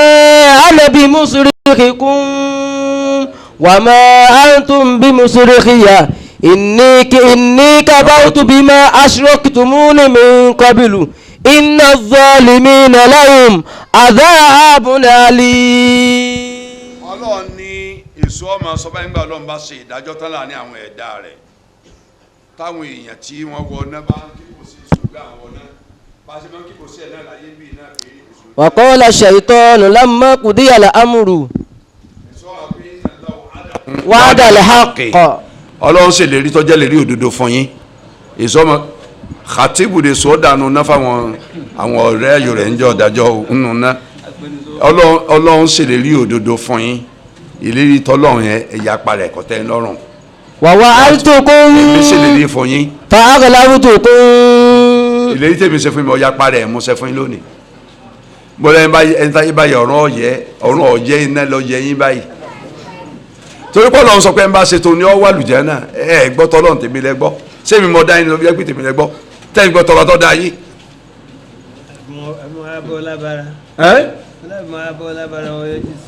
àbí mo á bọ́ lábára tó rí mi fètètè tí o dúró tí ọ bẹ́ẹ̀ bá dẹ́sẹ̀ lé ẹ lè sùn ni bẹ́ẹ̀ bá dẹ́tọ̀ ẹ lè sùn ni sórí mi nígbà tó ń ṣe ni. wa ma kana li alaykum min sultan. lágbára kàkà lórí yín tí mo fi lè fọ́ọ̀sì ń ṣe nǹkan. illa an da'awtukum. wọ́n kà pé yín ní pé tèmi rèé mo sọ sí ní fastajabtum li. ẹ sì jẹ́ pé mi ẹ gba tèmi ẹ fi tọ́lọ́run lẹ̀. èmi ò lágbára tí ń fi làyín kó nu ná bẹ́ẹ̀ náà fi lágbára tí ń kó nu ná ẹ má bù mí o ara yín ẹ bú ara yín ẹ bú ẹ má bù mí o. ma ana bimusrikikum. èmi ò lágbára tí ń fi sànà ṣe fún yín o. wa ma antum ẹ náà lágbára tí ń fi lèmi náà ṣe kó nu yà yín o. inni kafartu bima ashraktumuni min gbogbo qablu. tẹ́ ń pe orúkọ mi sí tẹ́lẹ̀ pé mi mo jẹ́ ẹsẹ̀ báyìí mi mo jẹ́ ẹsẹ̀ báyìí mo takò lónìí èmi kọ́ ẹ̀yin ẹ̀sìn tó wù lọ́wọ́ ara inna yín. adh-dhalimina lahum adhabun alim. gbogbo ẹ̀ máa jálábò sí ìyàlẹ́ tẹ lérò ní ọ̀jẹ̀ lọ́dọ̀ Ọlọ́run ntí sọ fún ọ̀nà nánu ọlọ́mọdé àwọn àwọn olórí ibú tí wọ́n mọ̀ sọ bẹ́ẹ̀ fún ulaika almustahsinuna lahu fima wa'adahum wa mannahum ẹ̀rí àwọn tá gba ìpè èṣù tẹ́pẹ́ ní tẹ́sù ṣe lọ́sọ̀ fún ọ̀dà wọn lọ́rùn ìtọ́lọ́hún sọpọ́ dá kò wọ́n ntẹ́sù sọ fún wa pé ńlọ́dà ló ń wọ́n ọlọ́dúnmọ̀ wahum jahannam iná ni bùdẹ́rì sí wọn masiruhum bí wọ́n darí sí iná ni wa ma'aluhum bùsẹ́rì sí wọn iná ni yawmal qiyamah jọ́dàjọ́ wala yajidu anha mahisa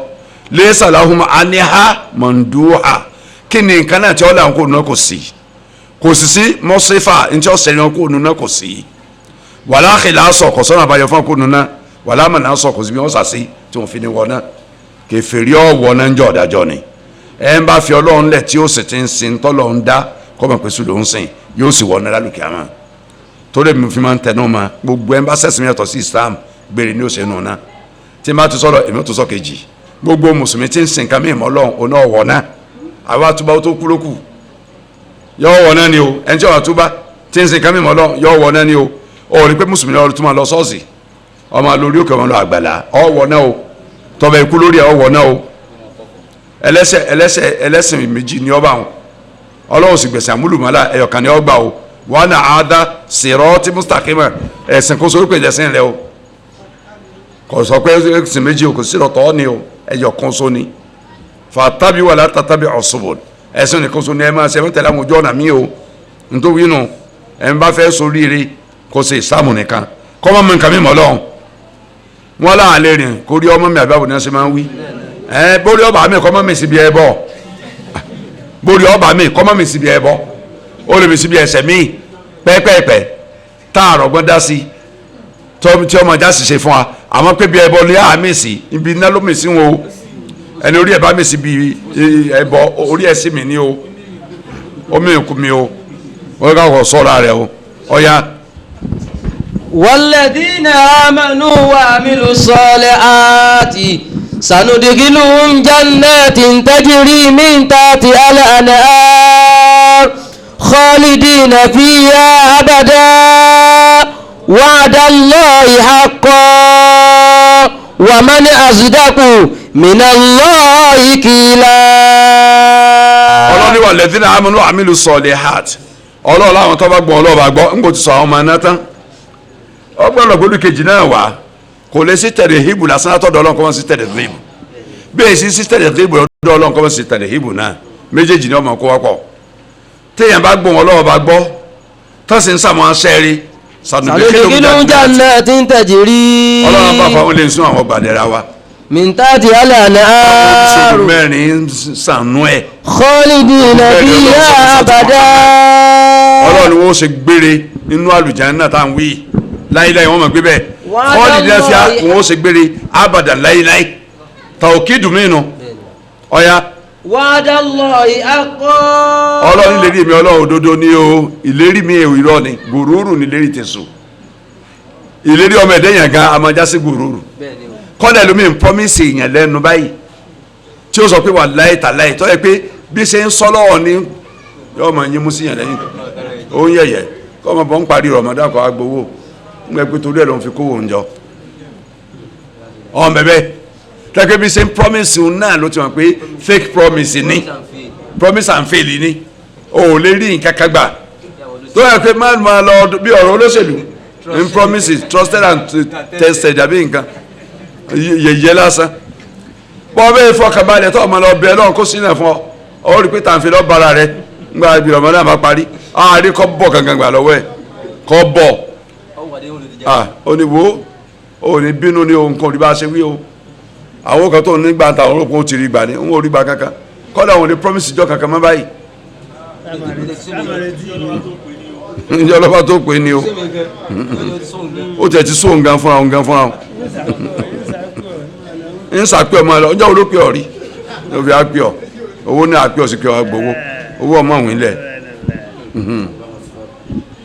ìlérí tọ́lọ́wọ́ òdodo ni ìlérí míì ẹ̀tàn ni. ومن أصدق من الله قيلا. ọ̀sẹ̀ tó lè sòdodo bí ọlọ́run bọ́rọ̀ kan jáde adúlé èèyàn wá jó dodo bí ọ̀rọ̀ tọ́lọ́run kò sí ọ̀rọ̀ ọlọ́run ní pàmbélé òdodo délẹ̀ tí ò ní rọ́nú tí ọ̀rẹ́ tàn nù tọ́lọ́run ni àfọ̀dé wa man asdaqu minallahi qila nìkan làwọn ó sì tafsiru fún la ahada asdaqu minhu kò sẹ́nìkan tó lè sòdodo bí ọlọ́run bèrè pé ó sòdodo ju ọlọ́run lọ wà sídẹ́kù mutabiqatul kalam lil waqi ntí jẹ́ sídẹ́kù ní kọ́lọ̀ tá a sọ ṣe déédéé ń tọ́sẹ̀lẹ̀ gan wala shay'a minal kalami yutabiqul waqi kàwọn yutabiqu kalamullahi subhanahu wa ta'ala ọ̀rọ̀ kakọ̀ ṣe déédéé ń tọ́sẹ̀lẹ̀ láyé bọ́ọ̀rọ̀ ọlọ́sìn máa ń ṣe déédéé ń tọ́ba sọ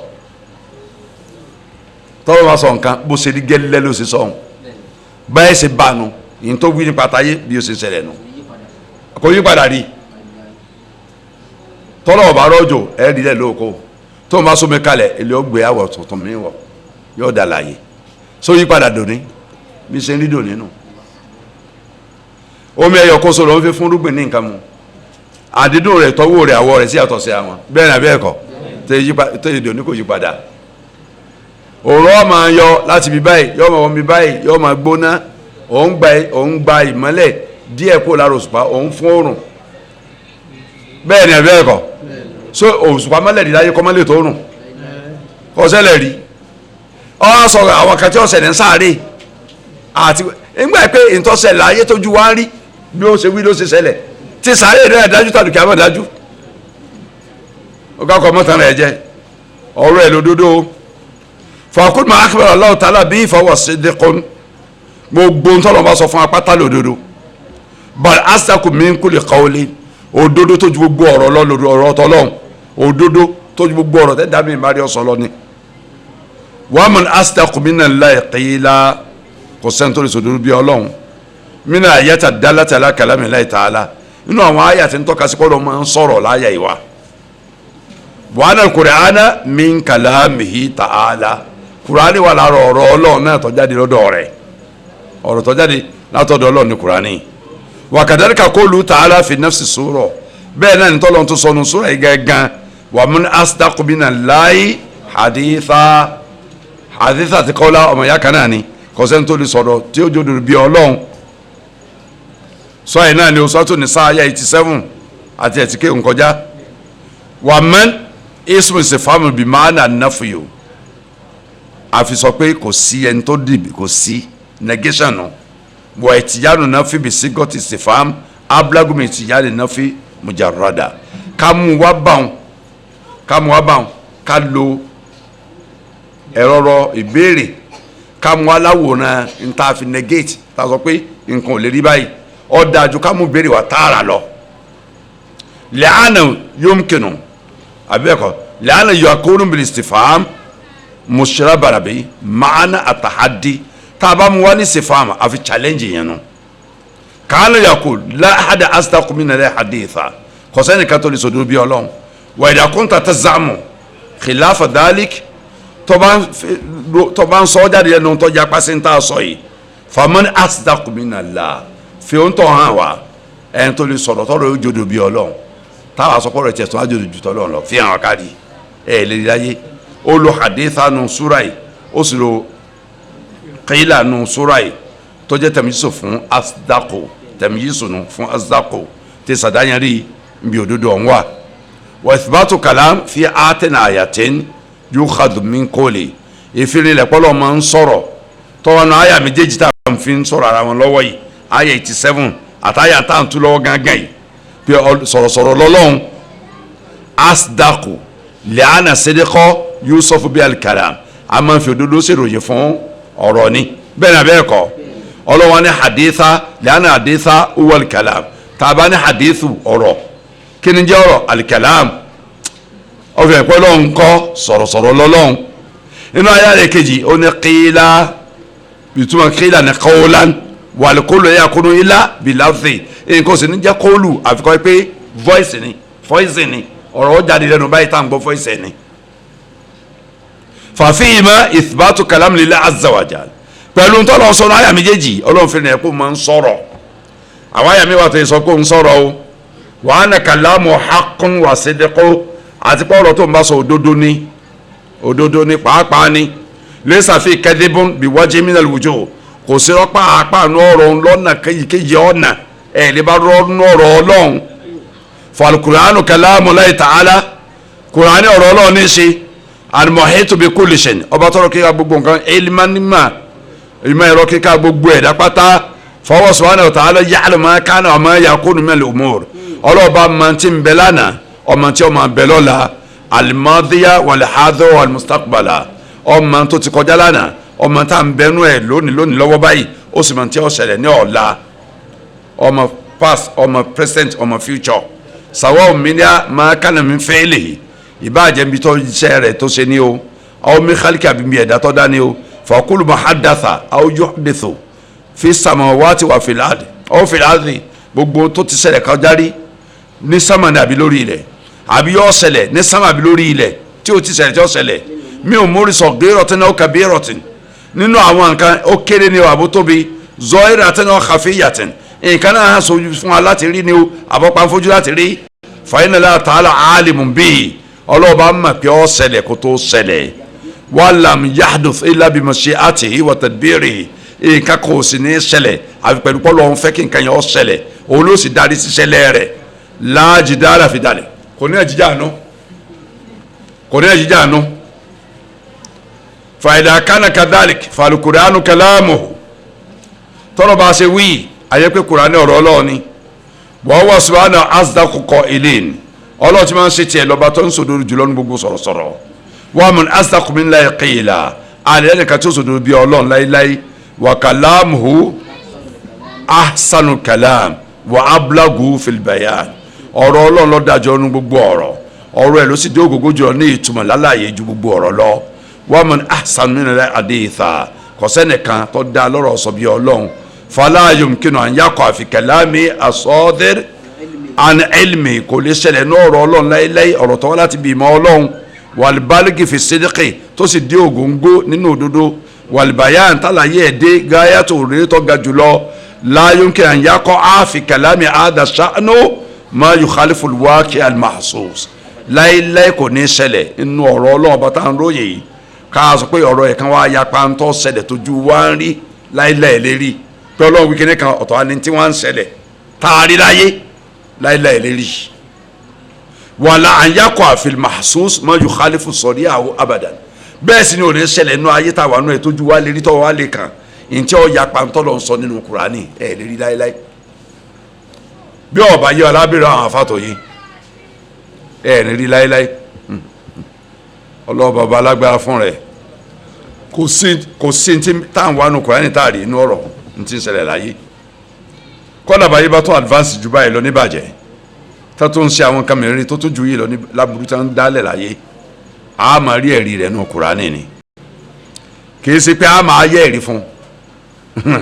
ẹ̀rí ẹ̀ ń bẹ́nu Kùránì àwa la mọ̀ Kùránì wà máa fà ìmọ̀ ànàfẹ́ Kùránì ma yukhalifu al-waqi'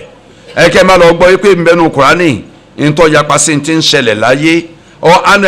minal mahsus man yaqa mukhalifan lil Qur'an àbí nǹkan kan bẹ ti ń ṣẹlẹ̀ ayé tójú wa ń rí tọ́ yapa sí ti ń bẹ́nu Kùránì fafamu khata àgbọ́yé rẹ̀ lọ́la ṣiṣẹ́ nu bila raibin kò sí èbèjì lórí níta wíwọ̀n òun ni ọ̀gbọ́ Kùránì yìí òun ni ọ̀gbọ́ yé àwọn àdá láàmú bá dé àlìkẹ́rìmọ́tì ẹ̀kédé lẹ̀ ọwọ́ sẹ́mìnà àdé ọlọ́run lọ́rọ̀ mi ti pé ní òdodo àti dọ́gba ọ̀rọ̀ ẹ̀ pé lódodo ìdájọ́ rẹ̀ pé ń dọ́gba kò sí ìyípadà fọ́rọ̀ rẹ̀ ọba olùgbọ́rọ̀ lọ́lọ́ọ̀bọ onímọ̀ sí ni ọlọ́ọ̀ba lọ́ba tó pé ń tọ́ sọ bí ó ṣe máa rí láéláé nù kò ní yapa ẹ̀ kọ́dà inú mi a máa dùn tẹ́ máa ń kí àwọn tafsiru Kùránì téèyàn bá rí i pé kò sí ti ń ṣẹlẹ̀ ayé tí ò sínú Kùránì àwa ní kàn bá lójijì nǹkan bẹ́ẹ̀ nù Kùránì aládìẹ sura wo la ń kéjọ́ ka new gara tí wọ́n fi ń sọ̀rọ̀ àwọn àlùmọ́nì tí ń bẹ nísàlẹ̀ àwọn odò tá a fi ń sọ̀rọ̀ òdìfà náírà nǹkan pé bẹ́ẹ̀ bá lílọ wá àlùmọ́nì ń bẹ sura wo la tiẹ̀ wà ń jọ náà àfa ọlọ́run sọ nǹkan fún anú Kùránì o mùsùlùmí ṣe àṣemísí ká ìgbọ́ Kùránì yìí gbogbo mùsùlùmí ayé ní ìbàjọ́ lọ́rọ̀ Kùránì sì tú àṣírí fún wa pé nǹkan rèé dúkìá rèé téèyàn ó di bílíọ̀nù láàrin oṣù kan Kùránì sì sọ ìyẹn káwọn kèfèrí ọgbọ́n ni torí wọn lọ sí wa ń tí wọn Kùránì sì tú àṣírí fún àṣìdákẹ́ àwọn akẹ́ òṣòwò owó ni òsì owó ń bẹ láìfù sọ́tọ̀ àbíyá ni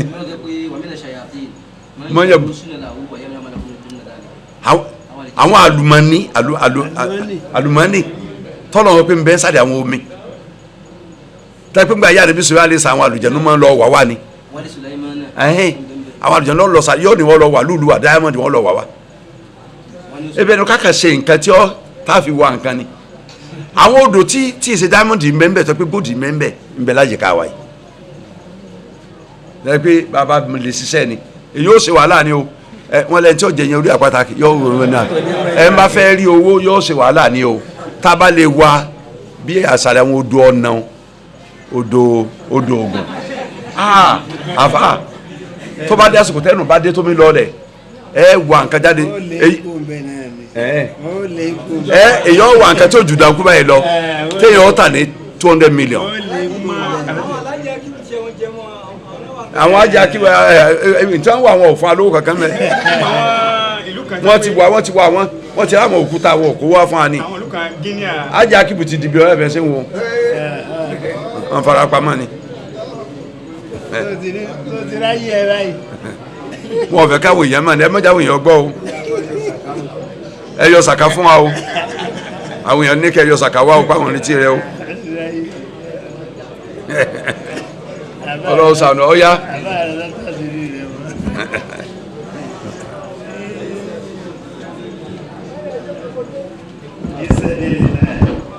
laysa bi amaniyikum wala amaniyi ahlil kitab man ya'mal su'an yujza bi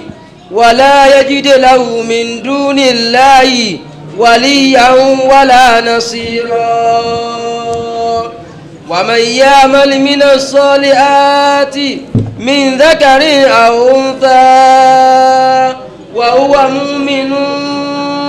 فأولئك يدخلون الجنة ولا يظلمون نقيرا. kádó bá bi tọ́ lẹ́sà bí a máa ní jì kàn ọlọ́run lè ṣe pẹ̀lú tàmá ìran kan yín tàmá yín wàlá àmàlì alìkítà àbí èrò àwọn Yahudi àti Nasọ́rọ́ ó lẹ́fẹ̀ẹ́ àlùjáná o man ya'mal su'an ẹnikẹ́ni tá ṣiṣẹ́ ẹbú yujza bi ọlọ́run asán ẹ̀sán abú ni o wala yajid lahu min dunillahi waliyan wala nasira. ẹ sì ní rí fúnru ẹni bẹ́ẹ̀ lẹ́yìn ọlọ́ọ̀ba ẹ̀ nírí wàlíyù kankan fún olùṣọ́ aládùútì wàlá nasira ẹ̀sìn lára ń ṣe fún tí ọ̀ràn lọ́wọ́ tí kú nu yà ọlọ́run èyí tẹ́ olùkọ́ kò bá ṣe ni ó gbẹ̀san rẹ̀. wa man ya'mal mina salihati min dhakarin aw untha. ẹnikẹ́ni tá sì ṣiṣẹ́ rí àwọn ṣẹ́ rí tá a pa láti pé kéèyàn ṣe ń bá ṣe ọkùnrin ló ń tọ́ ni àbóbìnrin wa huwa mu'minun. jumla yẹn jumla tó kínú tó ń tọ́ ń jẹ́ mùmínì tó bẹ̀rẹ̀ pé ẹ tí ì bá ṣe mùmínì tí bá ń gbààwẹ̀ kò ní gbẹ̀san ẹ tí ì ṣe mùmínì tó wà ló ń bá wa kírun kò ní ní ẹ̀san àrùn torí pé àwọn olórí àwọn olóyìnbó wọn a máa bá mùsùlùmí lọ kí tàràwì wọn ó sì sinú ní ààfin pírẹsidẹ́ǹtì wọn ó sì jọ kí tàrà ìṣá àti tàràwì kò ní rí yọ̀nà ọlọ́run kankan wọ́n wà mùmínù ẹ̀ ń bá jẹ́ mùmínì là ń sọ̀rọ̀ rẹ o tó ṣiṣẹ́ rí. faulaika yadkhuluna aljanna. ọlọ́lá àwọn eléyìí òní ni wọ́n wọ àlùjáná ó ń dẹ̀ra. wala yudhlamuna naqira. àbòsí tó kéré bí èkó fẹ́lẹ́fẹ́lẹ́ ara èso tá à ń jẹ láyé bí ọsàn bí ẹ̀wà bí obì bí ìrẹsì bí àwọn tó máa ń lè èpo fẹ́lẹ́fẹ́lẹ́ lára wọn funfun ọlọ́lá ní sàbòsí bó ti wọn kéré mà ní ṣiṣẹ́ nìkankan ní tẹ́ ẹ̀ ń bá ṣe ni ó gbà lọ́dọ̀ wọn ọlọ́run ọba àáfàá ní àdìnàjà lẹ́sàbìlàmánì bálíbìlà àmàlẹ́ sọ̀lẹ̀ ẹ̀ tí ó lẹ̀ sọ̀rọ̀ pa àmà fẹnu pàpẹ́ mọ́ra rẹ̀ pé ńlá ẹ̀ńtà yìí bá yẹ lọ́nà ọ̀yẹ́ inú mi má inú mi ọjọ́ ẹni tí ń kírun lọ inú wa lọ́lọ́run wò kì í ṣiṣẹ́ tá a ṣe ní lọ́lọ́ pa o bálíbìlà àmàlẹ́ sọ̀lẹ̀ iṣẹ́ rí tẹ́ ẹ bá ṣe lọ́lọ́run fi ṣẹ̀san ẹ má ṣe àìdá tó ṣe náà ni ó gbà kọ́tà pé dúkìá lánàá anal-muslimin wa ahlal kitab iftakharu wọn náà sọ fáwọn pé àwọn musa àtàwọn yahudi nasara wọn ṣe yànnà láàrin ara wọn jọ kan faqala ahlul kitab àwọn yahudi nasara pé nabiyuna qabla nabiyyikum ànábì àwọn ọkọ̀kọ́ wáyé síwájú ànábì tiwa musa isa alayhi salatu wọn wáyé síwájú ànábì wa muhammad sallallahu alayhi wa sallam wa kitabuna qabla kitabikum tíra àwọn ló sì kọ́kọ́ sọ̀kalẹ̀ síwájú tíra tiwa tàwọ́rẹ́tà ìnjílà kọ́kọ́ sọ̀kalẹ̀ kí Kùránì tó sọ̀kalẹ̀ fananu hawla billahi minkum àwọn ajára súnmọ́ ọlọ́run ju àwa lọ wà kọ́lá mùsùlùmí wọn dáhùn lóhùn pé nánú hawla billahi minkum àwọn alásùnmọ́ ọlọ́run jù yín lọ wà nàbí yùnà khatamun nabiyyin ànábì alòpin gbogbo ànábì ọlọ́run wa kitabuna yaqdi ala al-kutubi allati kanat qabla tíra àtiwá tí ṣe Kùránì òun ló ṣe ìdájọ́ lórí gbogbo tí a sọ kalẹ̀ ṣáájú rẹ̀ kì í ṣe tàríta tí ń jẹ́ nìkan gbogbo tí a sọ kalẹ̀ ṣáájú ẹ̀ níta bá rí nu ọtí ọ̀fọ̀ sínú Kùránì irọ́ ni àgbélẹ̀hún ni fanzalallahu ta'ala lọ́wọ́ sọ̀rọ̀ yìí kalẹ̀ pé kì í ṣàfẹnu pé yín ẹ̀yin mùsùlùmí abáfẹnu pé Yahudi náà sọ́ra lẹ́ẹ̀fì yọnu mi ẹ̀ ń bá ṣàìdá yọ gbẹ̀san rẹ̀ dọ̀ mi ẹ̀ ń bá sì ṣe dáadáa tó sì jọ ń gbàgbọ́ òdodo yọ gbẹ̀san lọ́dọ̀ mi wa man ahsanu dinan mimma aslama wajhahu lillahi wa huwa muhsinun ọlọ́run kò sẹ́nìkan tó dá lẹ́sìn tó wọ́n fi sẹ̀rí ni kò sẹ́ni tó dá lẹ́sìn tó ẹni tó jùlọ sẹ́lẹ̀ tó jẹ́ mùsùlùmí fọlọ́run tó sì dojúkọ ọlọ́ọ̀ba nìkan so tí ń jọ́sẹ̀ fọlọ́run nìkan òun ló dá lọ́dún ọlọ́ọ̀ba thumma aflaja Allahu hujjata al-muslimin lẹ́yìn ìgbà náà lọ́lọ́run wá gbé ẹ̀rí tí mùsùlùmí fi ń sẹ̀rí ọlọ́run á gbé ọlá fún lórí tí Yahudi Nasara fi ń sẹ̀rí alamana wahumi ahadil adiyan ntọ́lọ́n ṣe lóore fún àtẹ àìjú gbogbo àwọn ẹlẹ́sìn tó ṣáájú lọ́lọ́ ọlọ́run wàá gbé wá. Number 1 ọ̀rọ̀ ń bẹnu tafsiru at-Tabari Ibn Jarir at-Tabari volume 9 ojú 229 wọ́n níbẹ̀ ní ká ti lọ kà á. àáfàá bẹ́ẹ̀ náà ni àáfàá Suddi àti Masruqu àti Dọ̀hákù àti Abu Salih àtàwọn míì kọ́lọ́mbà akẹ́ wọn àwọn náà gbàrú ẹ̀ wá. Number 2 tafsiru at-Tabari náà ni ojú 229 dé 231 volume 9 rẹ̀ náà kọ́lọ́mbà akẹ́wọ̀n àná gbà wá wọ́n tún gbà míì wá àwọn fagbà míì àlọ́tọ̀ dàbílẹ̀ ibn Abbas radiyallahu anhuma àná qala fi hadhihi al-aya Ibn Abbas sọ báyìí lórí àyà yìí ó ní takhassama ahlul adiyan àwọn ẹlẹ́sìn oníranà wọ́n ń ṣe fàǹfà láàrin ara wọn fa qala ahlu Tawrat àwọn onítẹ̀rẹ́tà sọ pé kitabuna khairu kutub tí àwọn ló lọ ajú gbogbo tí àtọ́sọ́kalẹ̀ lọ wa nabiyuna khairul anbiya ànábì àwọn ló sì lóore ju gbogbo ànábì lọ àwọn alùnìjí náà sọ pé àwọn náà sọrú ẹ pé tíra àwọn lọ da gbogbo tíra lọ ànábì àwọn lọ lọ́lá ju gbogbo àwọn ànábì tó kù lọ wa qala lul islam àwọn sọ pé dínú náà wọn ní la dina illa l'islam kò sí tí ń jẹ́ sètò ọlọ́wọ́ gbà kọjá islam lọ́dọ̀ lọ́hùn wa kitabuna nasakha kulla kitabin tíra àwọn lọ́rùn fi abrogate pa gbogbo ìsọkúsọ ọwọ́kọ́wọ́ tí mẹ́rin àwọn tí a tó kù ilé parẹ́ wa nabiyuna khatamun nabiyyin anabi wa lópin gbogbo anabi Ọlọ́run wa umirtum wa umirna anomina bikitabikum wa namal bikitabina wọ́n pa àwa láṣẹ bí wọ́n pa yín láṣẹ kárí gbàgbọ́ sí pọ́lọ́n sọ́tí àkàlẹ̀ fún yín wọ́n á pa àwa àtẹ̀yìn láṣẹ kárí wọn lo ti ń bẹ́nu tíra àtiwá kì í ṣe tíra àtìyín faqada Allahu bainahum Ọlọ́run adájọ́ láàrin wọn lọ́lọ́wà ní lọ́sọ̀ ayàtà ń tú ìlọsọ̀ kalẹ̀ wàlmánà fi hadhihi al-aya èso ìṣẹ́mi ayà yìí pé anna dina laysa bitahalli ẹ̀sìn yìí ṣe ọ̀ṣọ́ táàpé ẹ̀ ń bá múra gẹ́gẹ́gẹ́ gẹ́bí mùsùlùmí ó ti dẹni Ọlọ́run láì ṣiṣẹ́ rẹ̀ so à ń rí kiri olónìí tí wọ́n jàlábíà white tó tún dé fìlà tàjẹ́ àti mọ́kà gan sí tí èsè ló ká fìlà tó tún dé sí. ṣé aṣọ tó wà wọ̀ ní àgbẹ̀ àlùjánnà abóbìnrin obìnrin kèfèrí tí ń wọ aṣọ àbáyà àwọn obìnrin wa tẹ́pọ̀ orí àti ojú nìkan lókù tí ó bò yóò tún wí skáàfù àwọn tọlọmọ́kà yóò tún wí kìí ṣe ọ̀ṣọ́ ní ẹ̀sìn wàlábì tàmá ní kìí sì ṣèrò kìí sọ̀rọ̀ ẹnu pé èmi mùsùlùmí ni mí láìsìn lọ èmi kiri kan ni mí láìsìn gbàwẹ̀ láìsìn àwẹ̀ ṣẹ̀sìn rárá wàlákì má wà kọ́rọ̀ fil qulub ní tó jókòó sínú ọkàn nípìnlẹ̀ ẹ̀sìn wàsọ́dà kọ́tùlù àmẹ́l táwọn aṣẹ́wà dẹ́rì ti ń bẹ lọ́kàn ti sẹ́sọ́ di òdodo èèyàn fẹ́ ní wí la ilaha illallah Muhammadu Rasulullah ara rẹ̀ wá ń ṣiṣẹ́ tọ́ la ilaha illallah Muhammadu Rasulullah súnà rọ̀ lọ́rùn ọ̀nà yẹn rọ̀ lọ́rùn musa abẹ́sẹ̀ rọ̀ lọ́rùn ẹni ọlọ́run wàlẹ́sà kúlù mọ́ ni dá àṣẹ asọ̀lẹ̀láhù bí mujarradi da'wa kì í ṣe gbogbo ẹ̀ ń bá ń pàpẹ́ mọ́ra nǹkankan ni ó rí ẹ̀san nǹkan pé àti káwé lágbára kún pé n tó pèrè náà lọ jẹ́ rárá o wàlá kúlù mọ́ ń kọ́lá innahu wal muhiqqu kì í ṣe gbogbo ẹ̀ ń tí wọ́n pé èmi mọ́ lẹ́tọ̀ sí tí ń wà lùjánà èmi ni mo jẹ́ alásùmọ́ ọlọ́run èmi lọ́ọ̀rẹ́ ọlọ́run ní ọjọ́ rẹ̀ ọlọ́run lóòótọ́ lọ́jọ́ alásùmọ́ ọlọ́run lóòótọ́ súnmi àkọọ́lùhù bí mujarradi dhalika tá a gbọ́dọ̀ rẹ̀ tọ́ pé tá a ti gbọ́n àti àkàkọ́ pé ọ̀rẹ́ ọlọ́run lóòótọ́ ọmọ àdìyànnù lóòótọ́ hatta yakuna lahu minallahi burhan àgbà tá a bá tó rí ẹ̀rí látọ̀dọ̀ ọlọ́run lára rẹ̀ torí ẹ̀rọ pé lẹ́sàbí àmánì yìí kì í sọ̀rọ̀ ẹnu yín kì í sì sọ̀rọ̀ ẹnu Yahudi Nasara láàfin sẹ̀sán bí ìṣe ntẹ̀yìn bá ṣe ẹ̀ ń bá ṣe tí ọ̀dà àásánlẹ̀sán rẹ̀ yóò jìyà laysa lakum wala lahum najatu bi mujarradi tamanni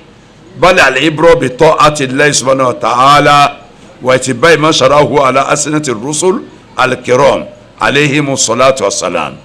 ntọ́lọ́n bá ní kéèyàn ó ṣe nbí ọlọ́run fi ọ̀là sí òun níbi pé ká ṣe ntọ́lọ́n paláṣẹ pé ká ṣe ọba tí máa ń ṣe tiẹ̀ ká sì tẹ̀lé òfin tọ́lọ́n fi lélẹ̀ àlọ́tòrí àwọn òjíṣẹ́ rẹ̀ ẹni àpọ́nlé kíkẹ́ gbé ọlọ́run lọ bá wọn ká máa ṣe ntí wọn paláṣẹ pé ká máa ṣe òun láfi dẹni ọ̀là ẹni ẹ̀kẹ́ ẹni ìjìnlẹ̀ ọ̀dọ̀ ọlọ́run kì í sọ̀rọ̀ ká máa fẹnu wípé mùsùlùmí ni mí ọmọ àlùjánnà ni mí láì sí àlùjánnà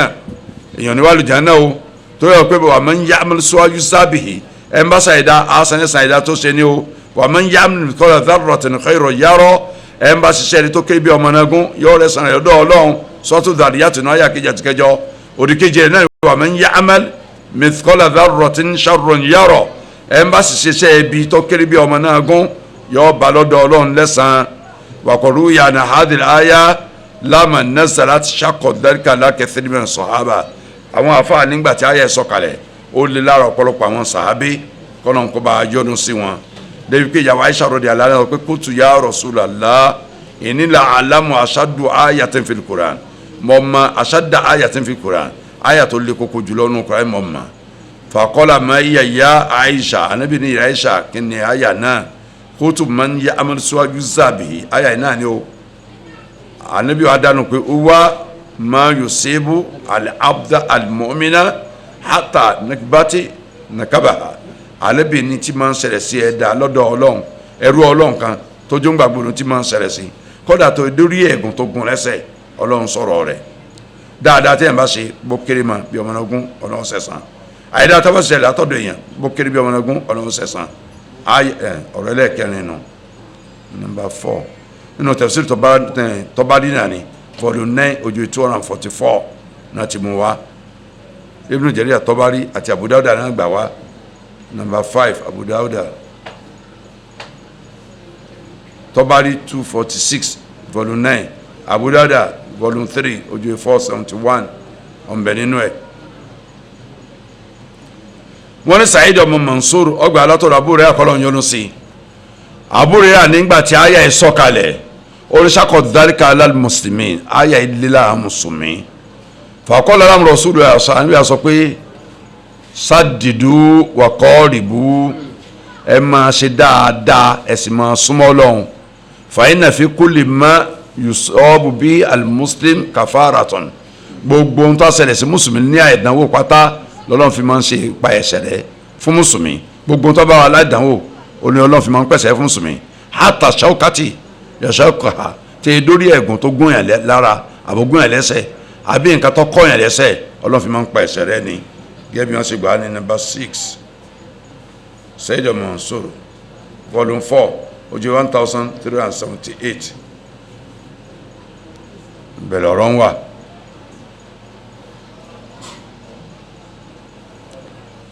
àáfàá ní bẹ́ẹ̀ náà ni mọ́mọ́ abúlé nọ́mbà tún gbà míì wá látọ̀dọ̀ sọ àwọn ọmọ òye náà kọ́lọ́mbà kẹ́ni number 7 bá kà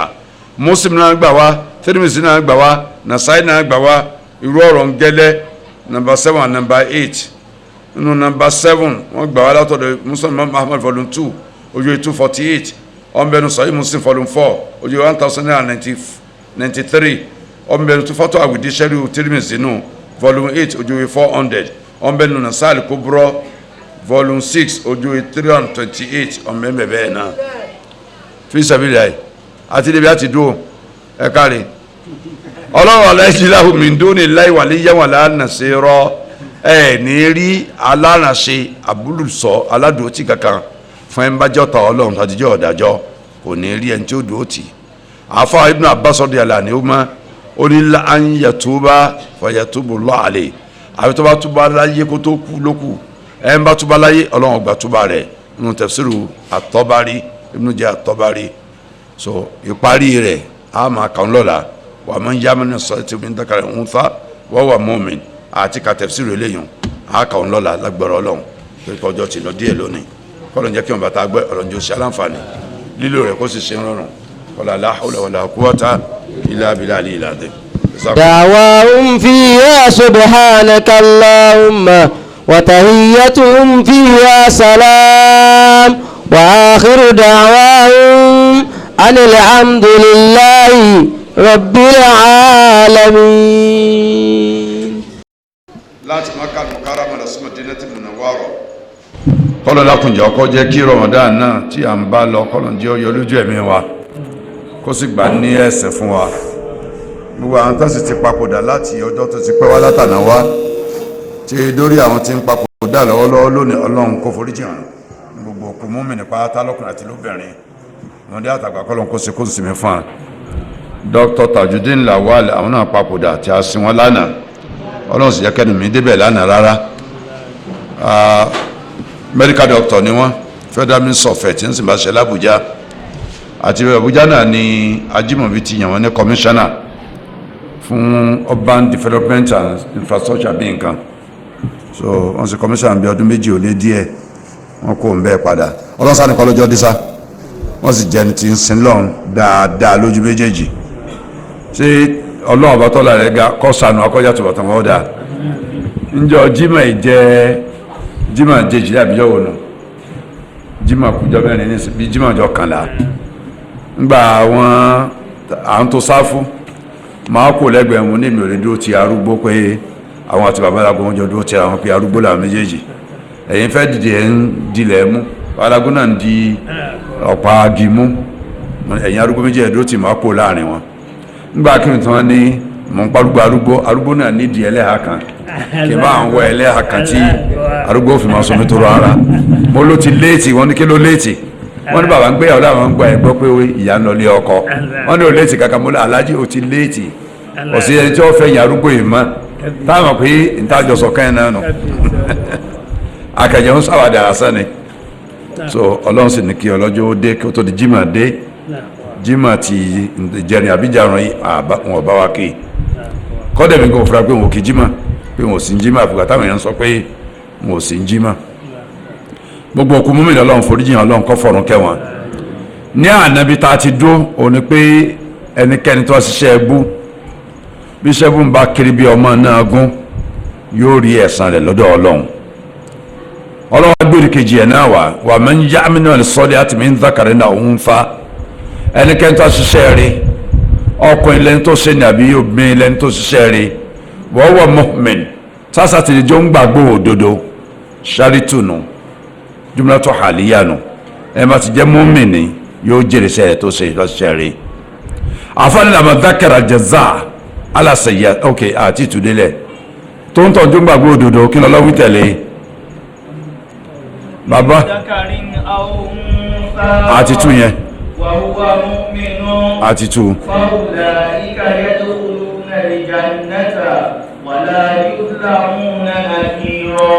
Ọlọ́run nílò àwọn bẹ́ẹ̀ ni wọ́n wọ àlùjánnà ń dẹ̀ra àwọn ọgbà dẹ̀ra òun Ọlọ́run bá Ọlọ́run ní àní sábòsí tó ké bí ọmọ náà gún àbíkò fẹ́lẹ́fẹ́lẹ́ tí máa ń lẹ̀ mọ́ èso lára obì lára ẹ̀wà nǹkan ìkún fẹ́lẹ́fẹ́lẹ́ funfun báyìí àbòsí tó ṣe déédéé rú àní ṣiṣẹ́ nìkankan ó yàn pé ẹ̀ ń bá ṣiṣẹ́ rí kò ní pàdánù ẹ̀san rẹ̀ lọ́dún Ọlọ́run àwọn fún ànígbà tọ́lọ́run sọ ẹ̀san tí ọmọ bẹ fún sayyiat ẹ̀san tọ́lọ́run san fẹ́ ń bá ṣiṣẹ́ ẹbí tọ́ dẹ́sẹ̀ tí ń ṣe tọ́ ọ̀fẹ́ so ń gbọ́ Ọlọ́run sọ tán wàhánà